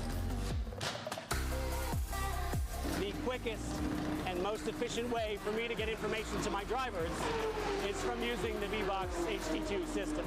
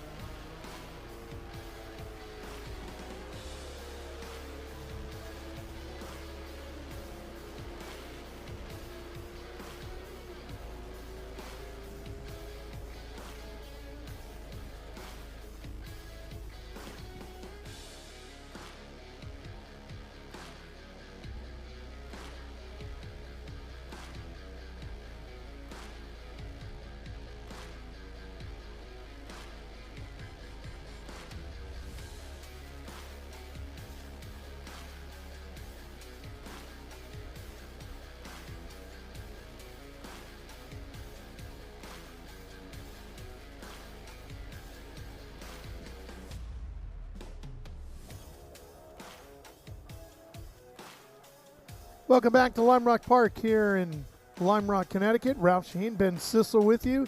Ben, something a little bit different here today. We have the Lime Rock Classic about ready to go. Yeah, it's like Monty Python, and now for something totally different. But this is the Lime Rock Classic. Some drivers that I'm familiar with that have been here or raced with us in SVRA, but other drivers and cars I was looking at in the paddock totally unfamiliar with. Looks like a Porsche 968 going by there, but this looks like a very interesting group, but I'm loving that green Aston Martin pace car. That's pretty nice, huh? Yeah. We have Porsches and Datsun 240Zs, Mazda Miatas, Porsche Boxster, Porsche 944 Turbo, BMW M3, wide variety of stuff. Corvette. Supposedly, I didn't see it. I saw it earlier today. But watch Viola in that Datsun 240. He's a really fast driver. That's the orange one on the outside there. But I like a lot of these Porsche RSs as well. Some really nice cars in this group. I don't think the Corvette made the car. It's a roadster, so maybe the weather scared him off a little bit. Yeah. But here we go in a damp track. It started raining just about 3 minutes ago. Again. All right, coming down onto the Sam Posey straightaway, looking for the green flag. Everybody fanning out. And we're racing, headed towards Big Bend. The Z gets to the front of the field. Will he be able to come out of the corner with the lead? Oh, there's some bumping and banging going on down there. It gets awful tight, awful fast. And he needed to go off to the lead because he doesn't have wipers, Viola. And you could see some of those more modern Porsches behind with the wipers frantically going. But that white Porsche, the 808, from 6th, Todd Pajonas up to 2nd. It's a pretty strong run. Boy. Oh, hang on. Things getting a little sketchy for the 791 there. That's Del Alray. It's a His greasy Porsche Cayman track. S. I was talking to the TA2 drivers. They all said it's very greasy. That's the adjective they use. But Viola. Change for the lead. Todd Pajonas. 808 and Heartbreak. Look at that Miata.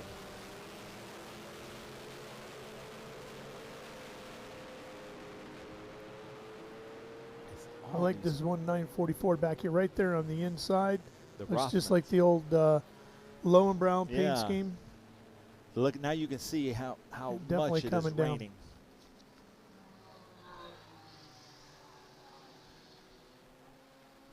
Back down to Big Bend. This race scheduled for what, half an hour? I believe so. So Michael Stat in the 681 Mazda Miata from 10th to 2nd. I like that. 944. That's a 968. Kind of the between the Oh, I didn't see 928 the and the front end of it. Was it a 944. 6.8? Those are a little bit rare. Yeah, Van Svensson. But now it is actively fully raining. Oh, yeah, there you see the front. Look at all these Porsches. Now, this Lime Rock Classic is made up mostly of people that are members of the Lime Rock Club. Right. So they know this track well. They're used to this weather. Look at all those Porsches. And, you know, if I lived near Lime Rock and wanted a track car, I think I'd have to go Porsche. Coming from a British man, that's I know, a big statement. I know it is. It kind of ruins my heritage, but this is a great Porsche track. But nothing looks better than a bunch of old pre-war MGs on this track that we see at Labor Day weekend. You think that Porsche's air-cooled there? I might be. That's the number 27, Jacek Nikic. He's awful proud of it. I was looking for some encouragement from Roger, who knows probably most of these drivers when we get pronunciation, so hopefully he can correct Yeah, us. our business partner at Speed Sport 1, Roger Warner, here with us, who's a partner in the Lime Rock. I love it. I love it. And we love coming to Lime Rock Park. So Viola is usually here with us for the Memorial Day Classic in a Datsun 240, but I'm not sure it was that one, or did he widen it a little bit since the last time I saw him? In the 006 of Baron Jacobs in that Porsche Boxster with the hard top. Yeah, it's really coming down now, isn't Yeah. it? But here's our leaders. I'm thinking the guy with the Corvette Roadster made a pretty good call. Yeah. But we're looking out this window and there's blue skies and it's raining. That's the 851 of Rick Hosley, Porsche 911 SC. On camera there, it looks like it's snowing. Yeah. Which, as chilly as it is today, might not be that far out of the question. Pajonas in that 808 and Heartbreak Porsche 911 is just, that's a rear engine car. And that's tough to drive on the balance of this kind of weather conditions, but he is at it. Look at that. The headlights ablaze now, letting anybody know he's coming through. And that's just going to be the biggest challenge. It's going to be visibility. We just wrapped up our TA2 race a few minutes ago, and talking to some of the guys as they were coming back from the podium area, they were all saying just could not see. Everything fogged up in the cars. And yeah. I'm looking at Statch. He's good. He's got a clear window. So does the 911 behind him of Hosley. Here comes that air-cooled. How would you say this last name? Nikic? that would be my guess. Nikic. I'm going to try to find that Go with person. that. Learn that. Kind of like he's foggy. Jokic. His windshield's just a little bit foggy. That side mirror looks kind of weird. Like it's almost like it's hanging off there. It was attached, but just looked at a funny angle. I do like that color combination, though. The pink numbers on that dark blue. It's an awfully big set of numbers there. Yeah. TrackDayTire.com. And he wants you to know that it's an air-cooled Porsche. Yeah, he's big on that. I'm sure he knows Patrick Long real well. The 006, just one away from James Bond of Baron Jacobs.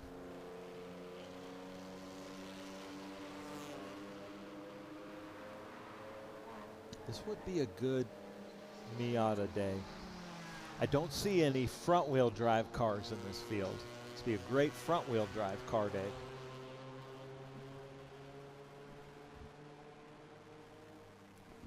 And then Svensson. Van Svensson, the Porsche 968. I would guess he's from the Scandinavia areas. We got a black flag. And your Porsche with the big numbers is on pit road. Yeah, they were the first to refuse the black flag.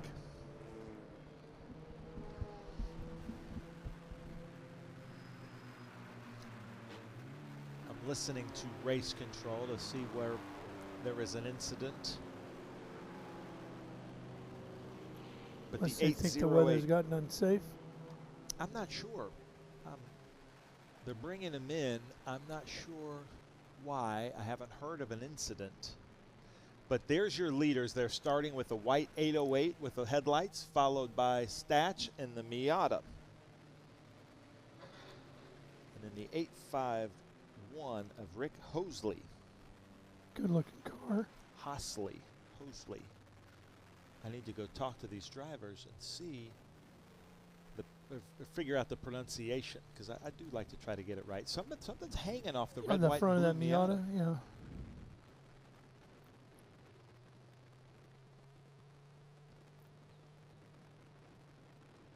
What a cool track, Lime Rock Park, out here in this kind of valley in the Berkshires. That's what they call it up here.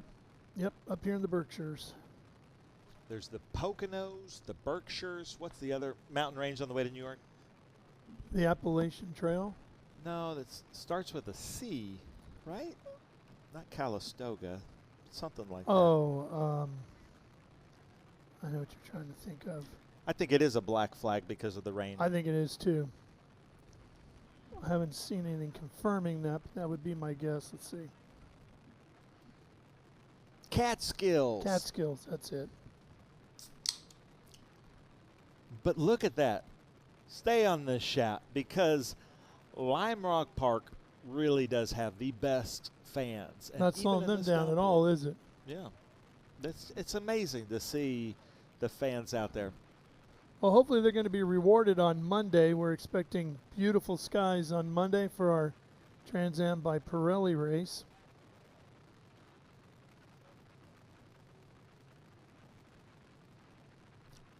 We just got an all call on the radio for all hands on deck because we need to rearrange pit lane. And Ralph, this is a time that I like being in the booth. Oh, yeah. Oh, yeah. Spend enough days at racetracks working pit roads where you're out there and this kind of stuff, and there's nothing going on the track, but you're standing by the series hauler, the radar screen, just pointing at green blobs headed your way, going, this is going to be a long, long day. Well, we're going to take a break while they wait on Mother Nature here, and we will be right back to Lime Rock Park, hopefully a dry Lime Rock Park after this. Rev up and get ready for race day with Mission Foods. The world's best racers and tastiest products come together to make every race delicious. Fully loaded tacos, fast wraps, piled high nachos. Whatever you crave, Mission will help you be race ready with easy to make recipes that will take your race day to the finish line. Keep your racing delicious and enjoy all the mouth-watering action. Brought to you by Mission Foods. Too fast, too tasty.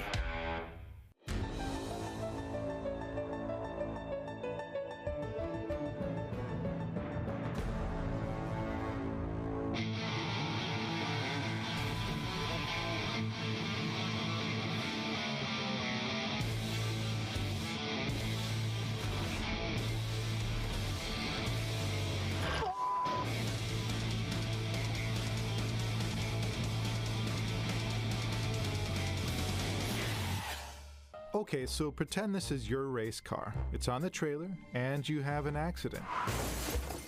Ouch! At least your truck's insurance will pay for another one?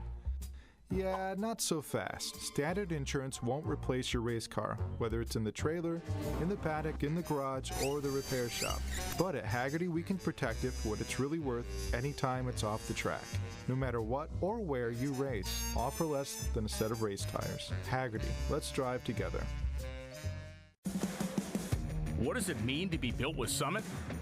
It means you're hitting the autocross, drag strip, road course, trail, dirt, or open road with confidence. Because Built with Summit means you're using parts from the top names in performance. Priced to make your project affordable. And it's all backed by trusted tech expertise and blazing fast shipping. Summit Racing Equipment. Let's build it together. SummitRacing.com. In racing, every second counts. Communication isn't just important, it's everything. Established in 1996 in Daytona Beach, Florida, SpeedCom Communications was born from a passion for racing and a vision to revolutionize motorsports communication. Trusted by competitors across the world.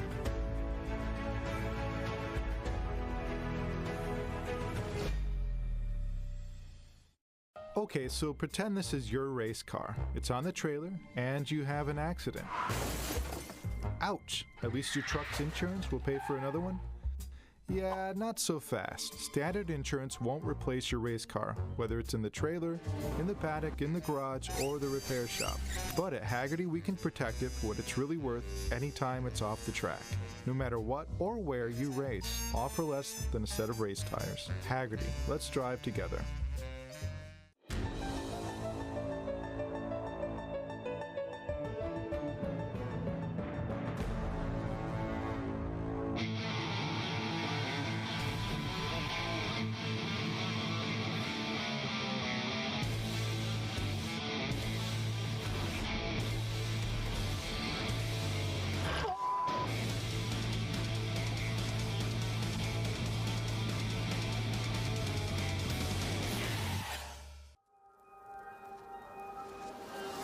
How good is this? Look at this view from Losowski.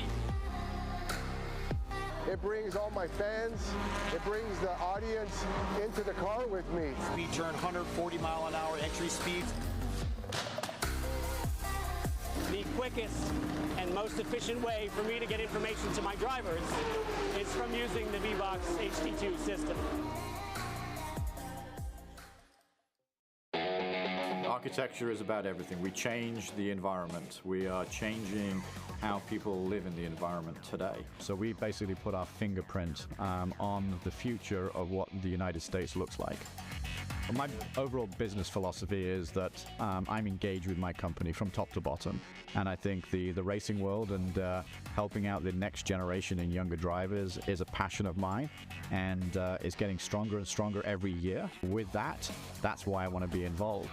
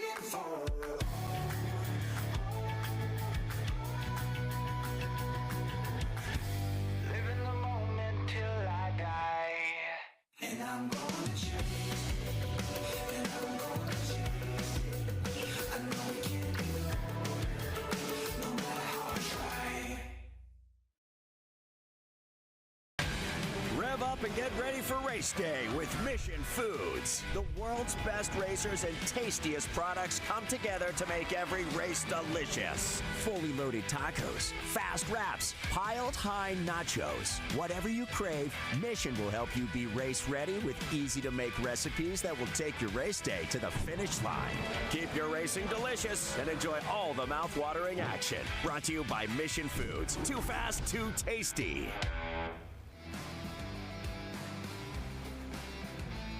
All right, we are back here at Lime Rock Park, and the rain has lessened enough, at least, to the approval of the officials that we could go back to racing, and that we have just now, the green having just come out.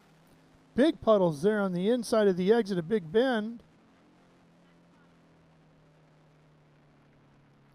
Through the left-hander now. Pajonas still out front. Here's the right-hander, as they call it, through the S's. Rest of the field behind. Here comes that 968 and 159. Svensson.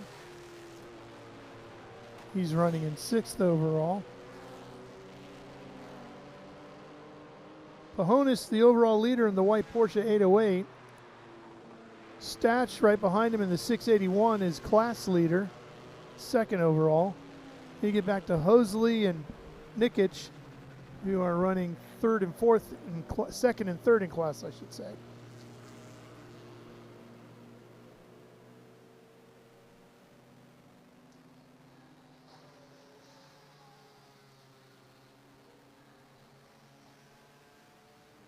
Well, Ben, that must have been one of the harder rains that we've had, because there's some pretty big puddles out there now. Yeah, there's a river running behind the building. But we saw a pass attempt by Hosley going into Cube 3, Turn 1. Viola in that 240. Only about 7 minutes left in this one. That long black flag period chewed up a lot of time. I like these 2 early Miatas with the smiles on their faces.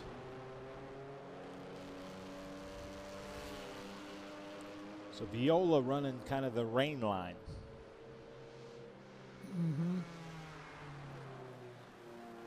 All you're doing right now is just surviving. Trying to find grip. Yeah. Try not to go backwards and hoping you get a chance, because the guy in front of you makes a mistake, to go forward. But you can see the puddles have gathered up all around the inside of the racetrack. Look at this, though. This is the battle for 2nd and 3rd.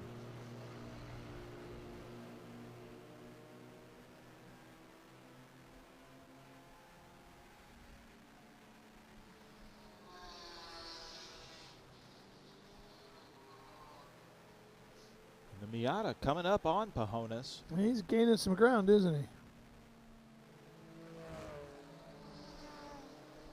I'll get everybody in the Porsche plots nervous.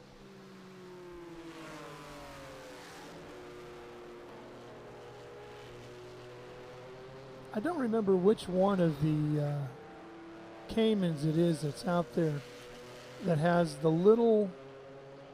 It's not a wing. It looks almost more like an air deflector. You know, it just rises up out of the back. So I was thinking we have the whale tail and we have a duck tail. What would you call that? I don't know. A mullet? But look at this. Oh boy. Hosley. Way inside. Here comes Hosley. Wow. Down at Big Bend. Look giving at the each other a respect. lot of room. Look at the respect they're giving each other. That's some good racing right there. Oh, my goodness. Oh. Into left-hander. Really well done, gentlemen. Yeah, that 20 seconds may be the best racing we see all weekend. But Statch wants it back.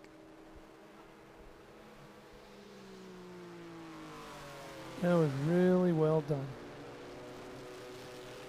But Hosley now looks like he's got something for Pajonas. Yeah, we might have a battle for the lead here.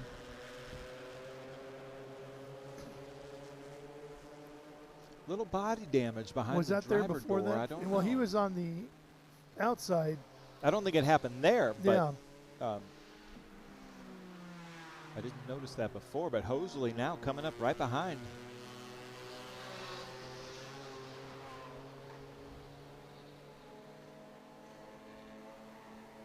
See the camber on those front wheels of that leading Porsche.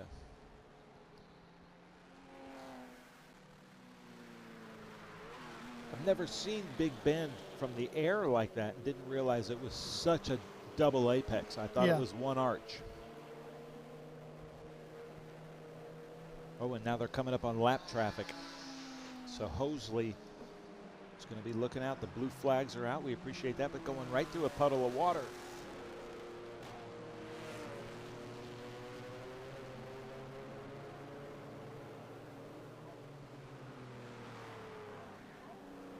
Good move to put a little traffic between Pajonas and Hosley. That'll help out Pajonas a lot.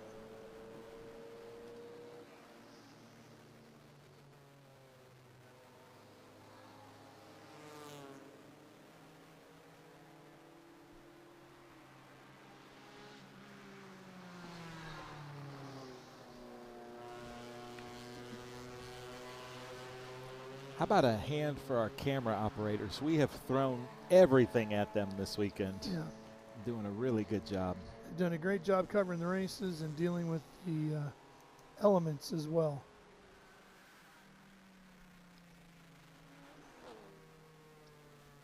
Oh, Hosley is really trying to get all in the mirrors of Pajonas.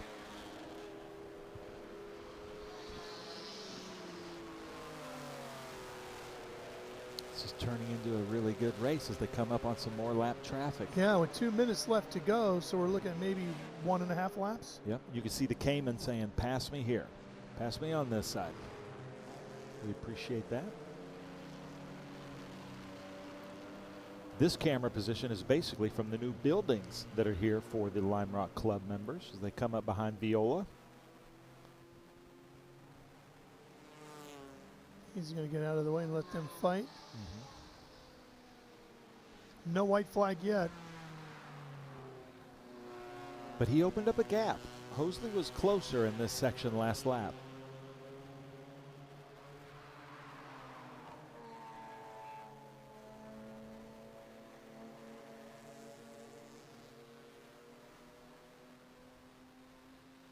It's so hard to focus on just plain white cars. Yeah. I understand the pain here. And we've got 2 of them out front in the rain. We're throwing everything at these camera operators. They're looking faster through this section.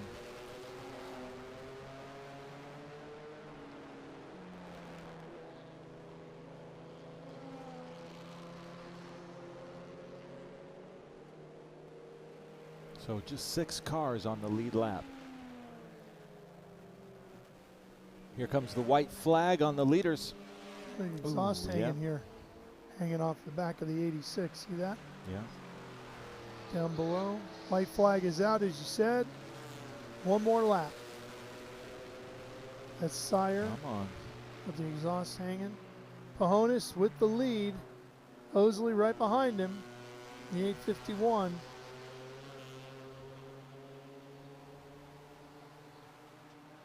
He's closed the gap a little bit. He sure has. Where's he going to? Ooh! He's loose, too. Maybe at Mission Foods West Bend. Is that what he's setting up for? Trying to think that might be his best shot. He lost a little time through there.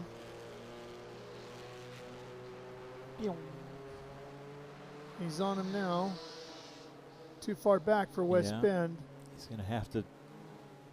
Maybe as they get onto the Sam Posey straight, he can hook up the draft, and because the finish line is a ways down the straightaway.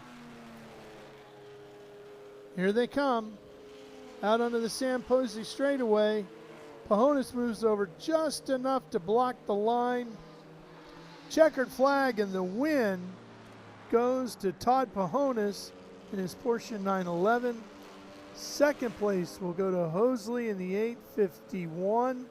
Rick Hosley in another Porsche 911 SC.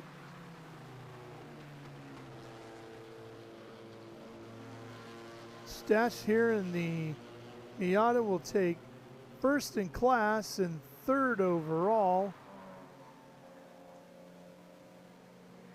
Michael Stach and his Mazda Miata. Well, the Lime Rock Classic group will be back again on Monday.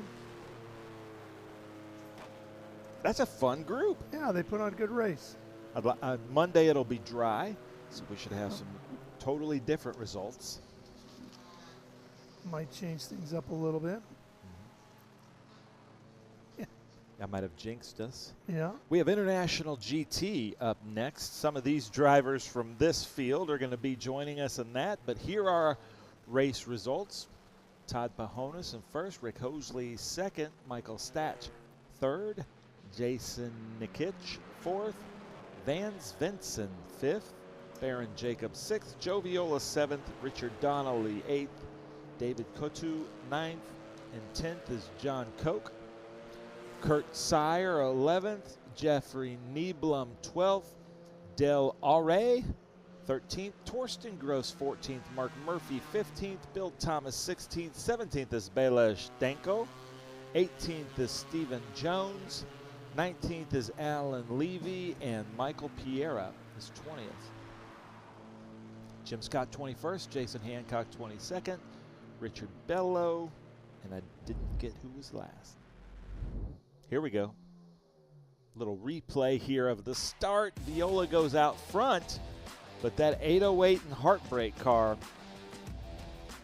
just had it in for him. I like these Porsche 944s, the 968s, the air-cooled 911s, the Boxster with the hardtop. Viola hanging it out there with a little drift.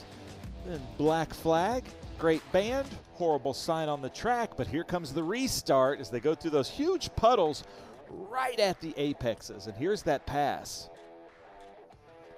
Hosley taking it to the inside. These two stayed side by side without touching through a few corners, and then Hosley just was able to close it off, but the 808 and Heartbreaks of Pajonas was just too much for Hosley to ever catch. Maybe a couple more laps he would have gotten him. He lost some time there sliding that rear end around, but it was a great battle in some tricky conditions. Nice job by both of them. They will go on to race again on Monday. So we'll take a quick break here, but we're coming back to Lime Rock Park here in Connecticut. We will be back with International GT in their second sprint race of the weekend. Stay tuned, everybody.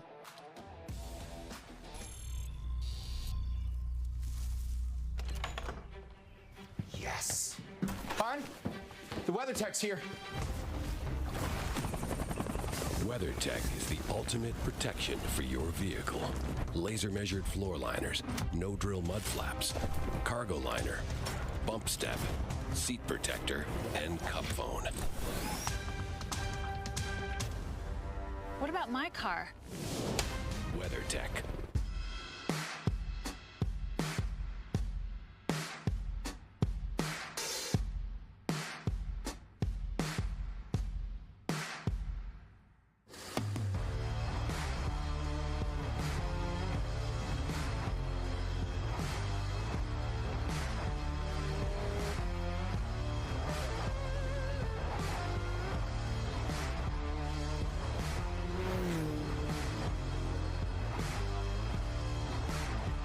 Hawk Performance packs 100 years of friction dynamics into every product. Backed by Carlisle Brake and Friction, the world's premier innovator of industrial brake and friction components, Hawk leverages R&D tools and motorsports experience to deliver uncompromising performance on the street. There's no reason to settle for less. Choose pads that are race-proven and street-legal. Find the Hawk Performance brake dealer near you at hawkperformance.com.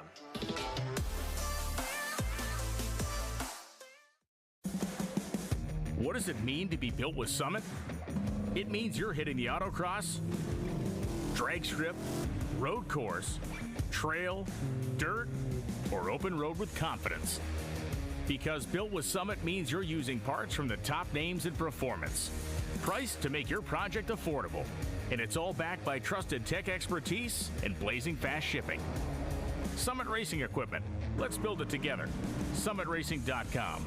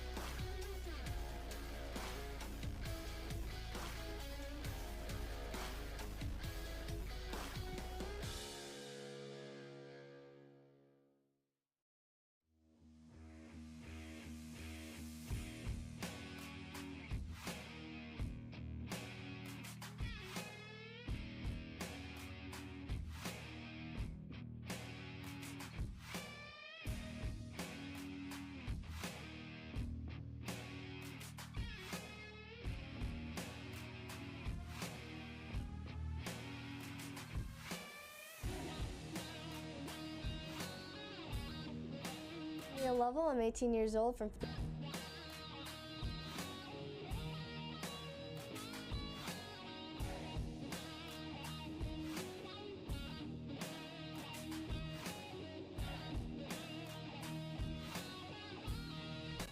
aggressive, analytical.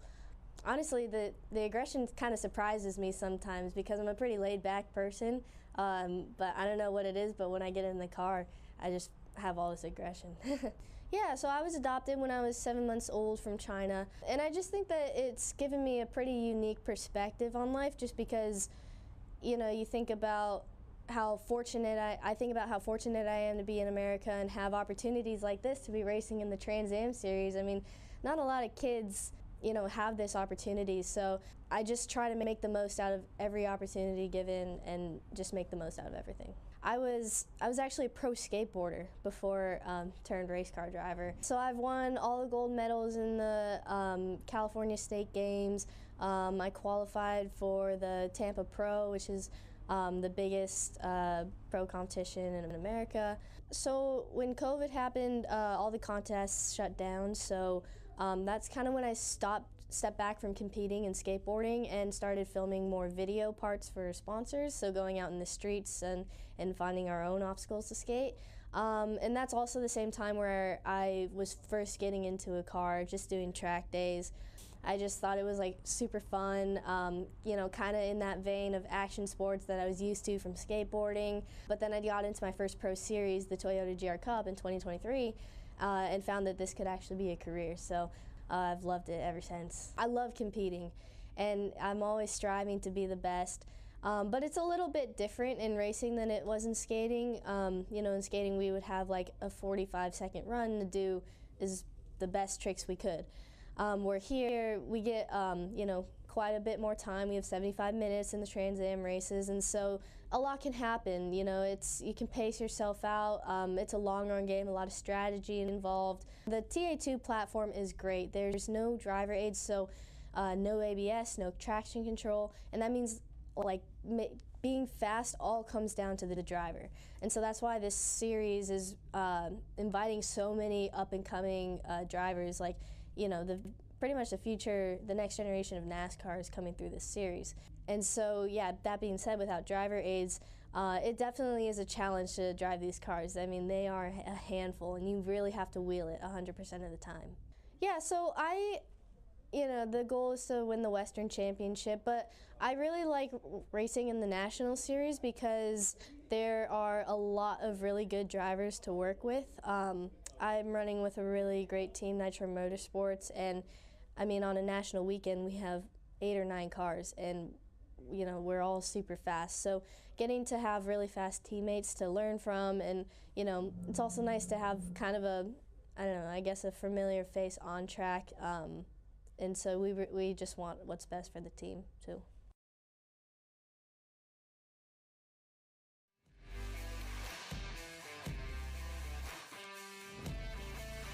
Well, ladies and gentlemen, a lot of people ask us, what are the different classes in SVR8? Because we technically have 12 classes and then a few special classes.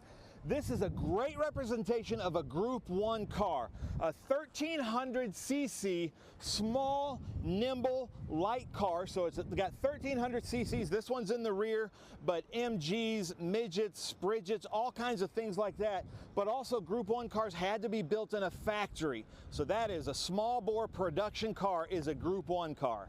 SVR8 Group 3, one of my favorites because I always love the small bore British production cars. Triumph Spitfire, a great representation. These Triumph Spitfires, very good Group 3 cars, always out there competing against the air-cooled Porsche 356s, the 912s, but I prefer the Spitfires.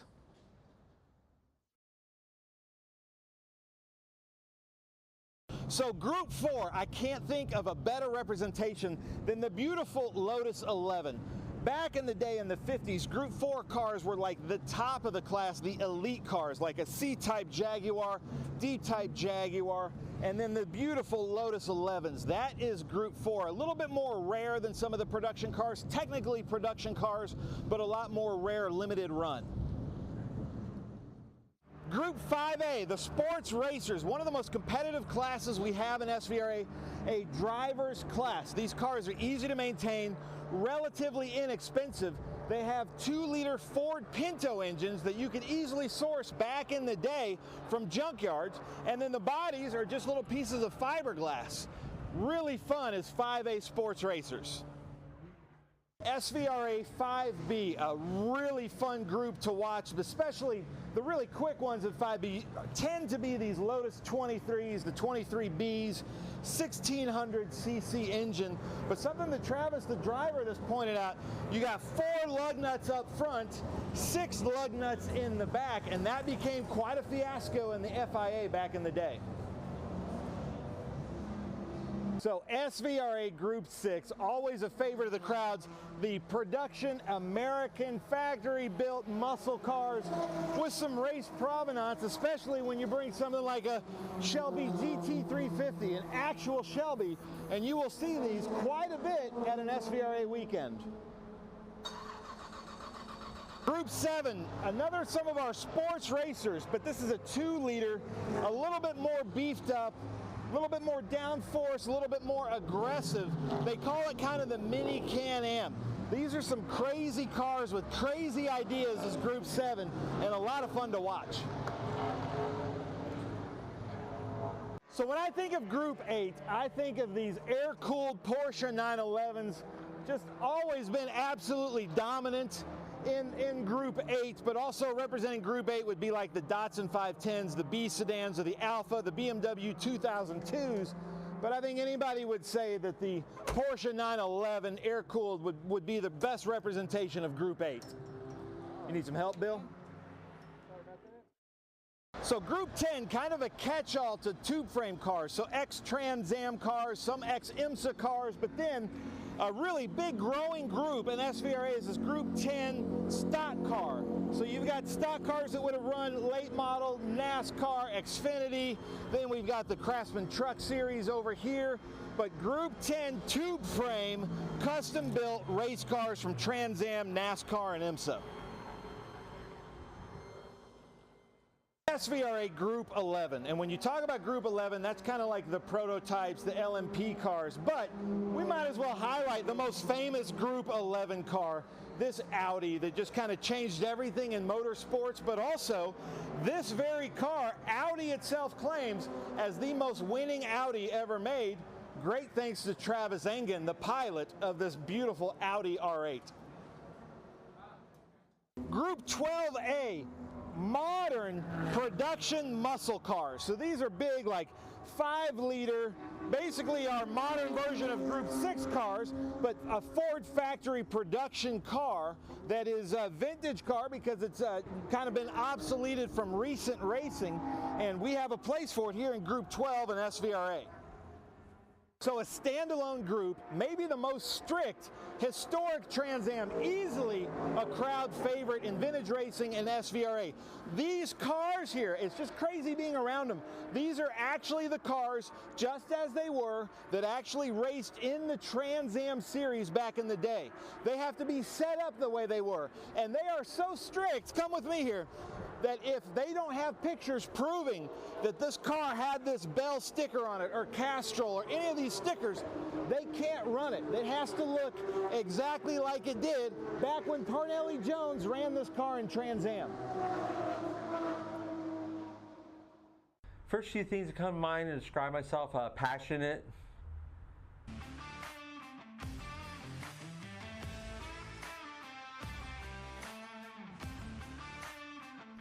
Well, ladies and gentlemen, because of the weather, I feel like it's that Eurythmics song, Here Comes the Rain Again. Then it dries out, then it rains.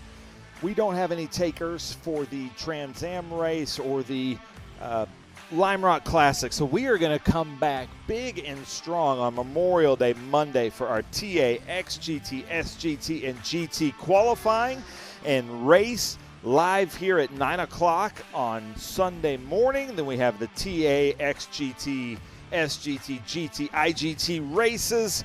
I think we have 3 IGT races. We've got the Trans Am races and some Lime Rock Classic races on Monday. Love coming here for the Lime Rock Memorial Day Classic.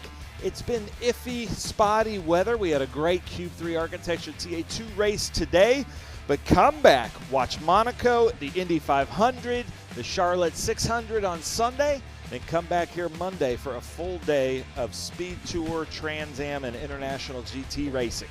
We'll see you Monday.